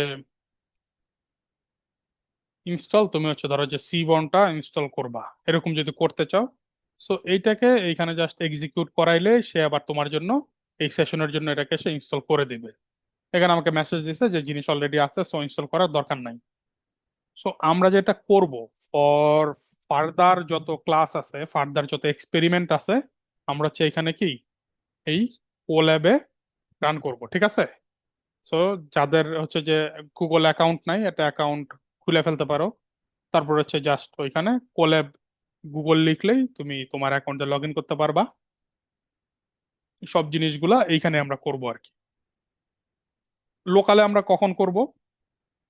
কোল্যাবের এই যে ফ্রি ভার্সনটা আছে না, এই ফ্রি ভার্সনটাতে যেটা আছে সেটা হচ্ছে যে তুমি এইখানে লং টাইম কোনো কিছু ট্রেন করাইতে পারবা না, সো এটা ছুটে যাইতে পারে। তো সেই ক্ষেত্রে হচ্ছে যে আমরা চাইলে হচ্ছে যে কি করতে পারি, নিজেদের যে লোকাল মেশিন আছে সেইখানে তখন আমরা জিনিসটা রান করাইতে পারি আর কি। বুঝাইতে পারছি? তাইলে এখন তোমাদের নেক্সট টাস্ক কি হবে? যাদের পাইথন ইনস্টল করা নাই তারা পিসিতে পাইথন ইনস্টল দিবা, রাইট?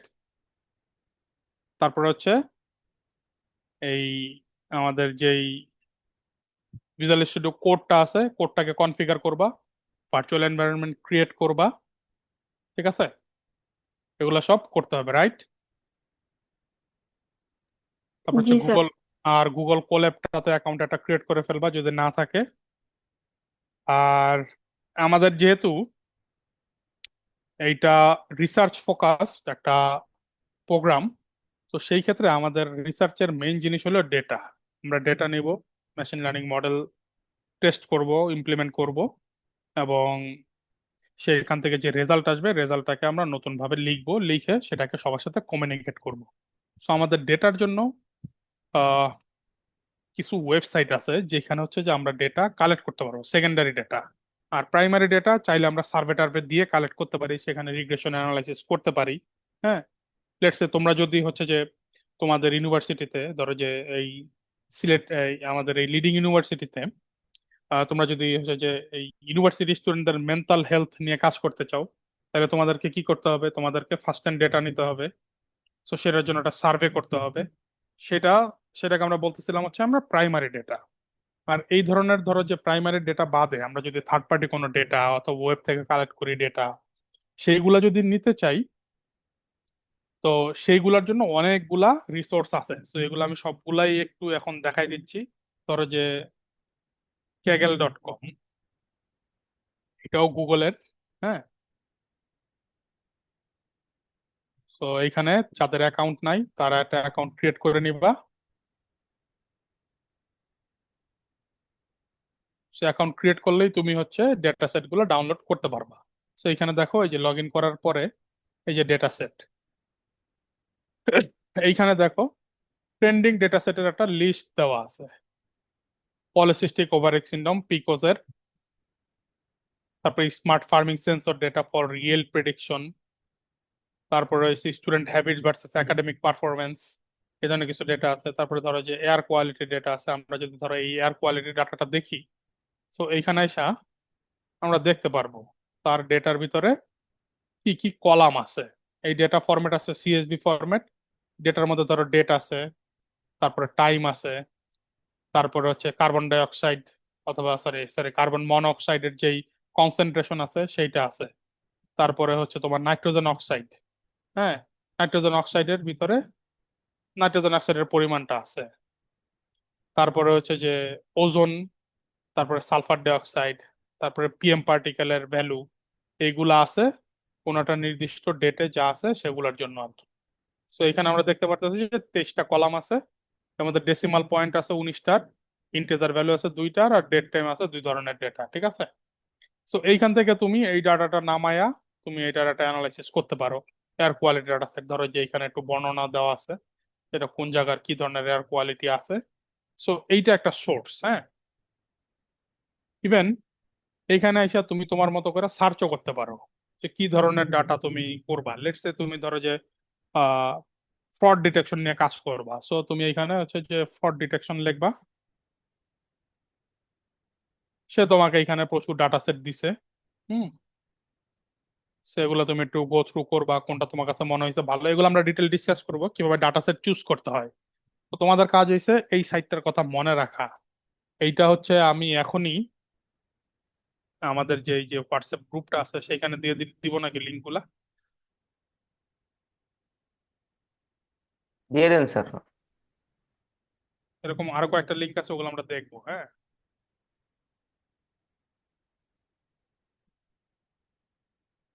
ধরো হচ্ছে কেগেল গেল। তারপর হচ্ছে আমাদের একদম প্র্যাকটিস করার জন্য ইউসিআই মেশিন লার্নিং রেপোজিটরি।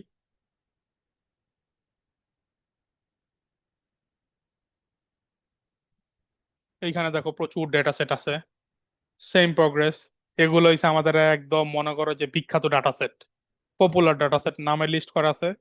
এগুলা ডাটা সেট এক একটার বয়স অনেক বছর, যেমন ধর 1936 সালে এই ডাটাটা কিউরেট করা হয়েছে। সো এগুলা দিয়ে আমরা শিখবো। আমরা যখন শিখবো অ্যানালাইসিস করবো, এই ধরনের ডাটা সেট ইউজ করবো, অথবা এইখান থেকে যে কোনো একটা ডেটা টেটা নিবো, নিয়ে আমরা কাজ করবো। সো এই লিঙ্কটাও দিয়ে দিই। সো তোমরা অবসরে এই লিঙ্কটাও ঘাটাবা। তোমরা একটু চেষ্টা করবা যে তোমরা কোন ধরনের ডেটা নিয়ে কাজ করতে চাও, কি ধরনের ইন্টারেস্ট তোমাদের আছে। তাইলে হচ্ছে যে আমাদের রিসার্চ টপিকটা জেনারেট করতে ইজি হবে। এবং তোমরা তাইলে এটাকে মেশিন লার্নিং যখনই শিখবা ওটার সাথে সাথে রিলেট করতে পারবা যে ঠিক আছে আমার এই ধরনের কাজ আমি কিভাবে করতে পারি। হ্যাঁ, তারপরে আরেকটা ডেটা আছে এমএল ওপেন। তো এইখানে আমি যদি যাই,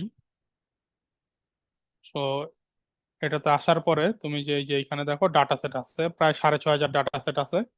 তো এখানে তুমি একটু খুঁজে বাইর করার চেষ্টা করবা, নানা ধরনের ডাটা সেট আছে। তারপরে হচ্ছে data.mendeley.com, এইটাও মনে করো আরেক ডাটা সেটে রাখা। ঠিক আছে? এইখানে প্রচুর রেপোজিটরি আছে, তুমি এখানে সার্চ করতে পারবা। ঠিক আছে? এখানে কিছু স্যাম্পল দেওয়া আছে, বাট এখানে প্রচুর ডেটা সেট আছে। এটা অ্যাকাউন্ট করে নিতে হবে, তোমাদের অ্যাকাউন্টটা করে নিবা। প্রচুর ডাটা টাটা নামাইতে পারবে এখান থেকে, বড় বড় ছোট ছোট বহু ডাটা সেট আছে। তারপর হচ্ছে ফিক্সিয়ার।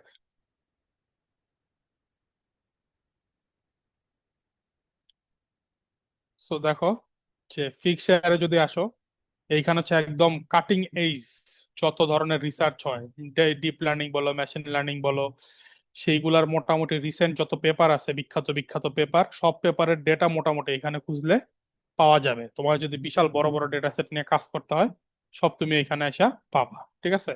সো এইখানে তুমি একটা অ্যাকাউন্ট খুলে নিবা। সো এই লিঙ্কটাও আমি একটু দিয়ে দিচ্ছি। এইগুলা গেল তোমার একদম স্পেসিফিক সাইট ধরে ধরে ডেটা। আর একটা আছে যে আমাদের গুগলেরই গুগল ডাটা সেট আছে, হ্যাঁ।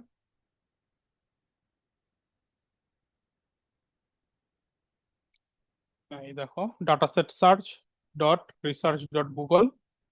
এইখানে আইসা তুমি মনে করো যে একদম কমন ডাটা সেট গুলা খুঁজে বের করতে পারবা।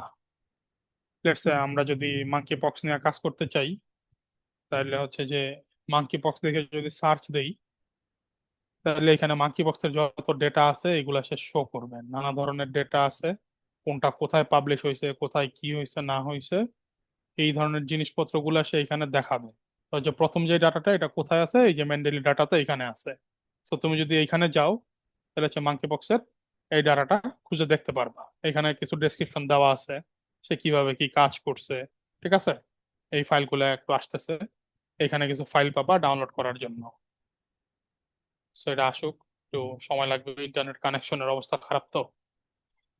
তো এখানে দেখো এই ডাটা সেটের সাইজ হচ্ছে 54 মেগাবাইট। তো ডাটা সেটের 5টা ভার্সন আছে, কবে কোন ভার্সন আসছে না আসছে এগুলো সব তুমি দেখতে নিতে পারবা। এবং এই ডাটাটা কে সাবমিট করছে? Islamic university department of computer science and engineering. So এইখান থেকে আসছে আর কি ডাটাটা। হ্যাঁ। এবং এই ডাটাটা ডাউনলোড হয়েছে 609 বার। তো এইভাবে করে তুমি ডাটা সেট সার্চটা করতে পারবা। তুমি যদি এই ধরনের সাইটে কিছু খুঁজে না পাও, এইখানে আইসা এই সার্চটাকে ইউজ করলে পরে তুমি তোমার কাঙ্ক্ষিত ডাটা সেট দুনিয়ার যেখানে থাকুক সে তোমাকে আইনা দিবে আর কি।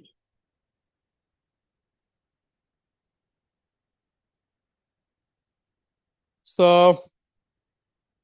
আমরা আমাদের আজকের যে টার্গেট ছিল সেইটা মোটামুটি কভার আপ করে ফেলছি, হ্যাঁ। তোমরা হচ্ছে এখন যেটা করবা, এই যে এই জিনিসগুলো একটু দেখবা বাসায়। আমরা কালকে হচ্ছে একদম এরকম যে কালকে আমাদের কাজ হচ্ছে যে ডাটা প্রি প্রসেসিং এবং এক্সপ্লোরেটরি ডাটা অ্যানালাইসিস করব আর কি। তো কিভাবে আমরা ডাটা প্রি প্রসেসিং করব, কি কি টেকনিক আছে, কিভাবে কাজ করে, তারপরে এক্সপ্লোরেটরি ডাটা অ্যানালাইসিস কি জিনিস, সেটা আমাদের কোথায় কাজে লাগবে, কি হবে না হবে, সেই ধরনের জিনিসগুলা কালকে আমরা দেখবো। ঠিক আছে? সো সো ফার কারো কোনো কোশ্চেন আছে?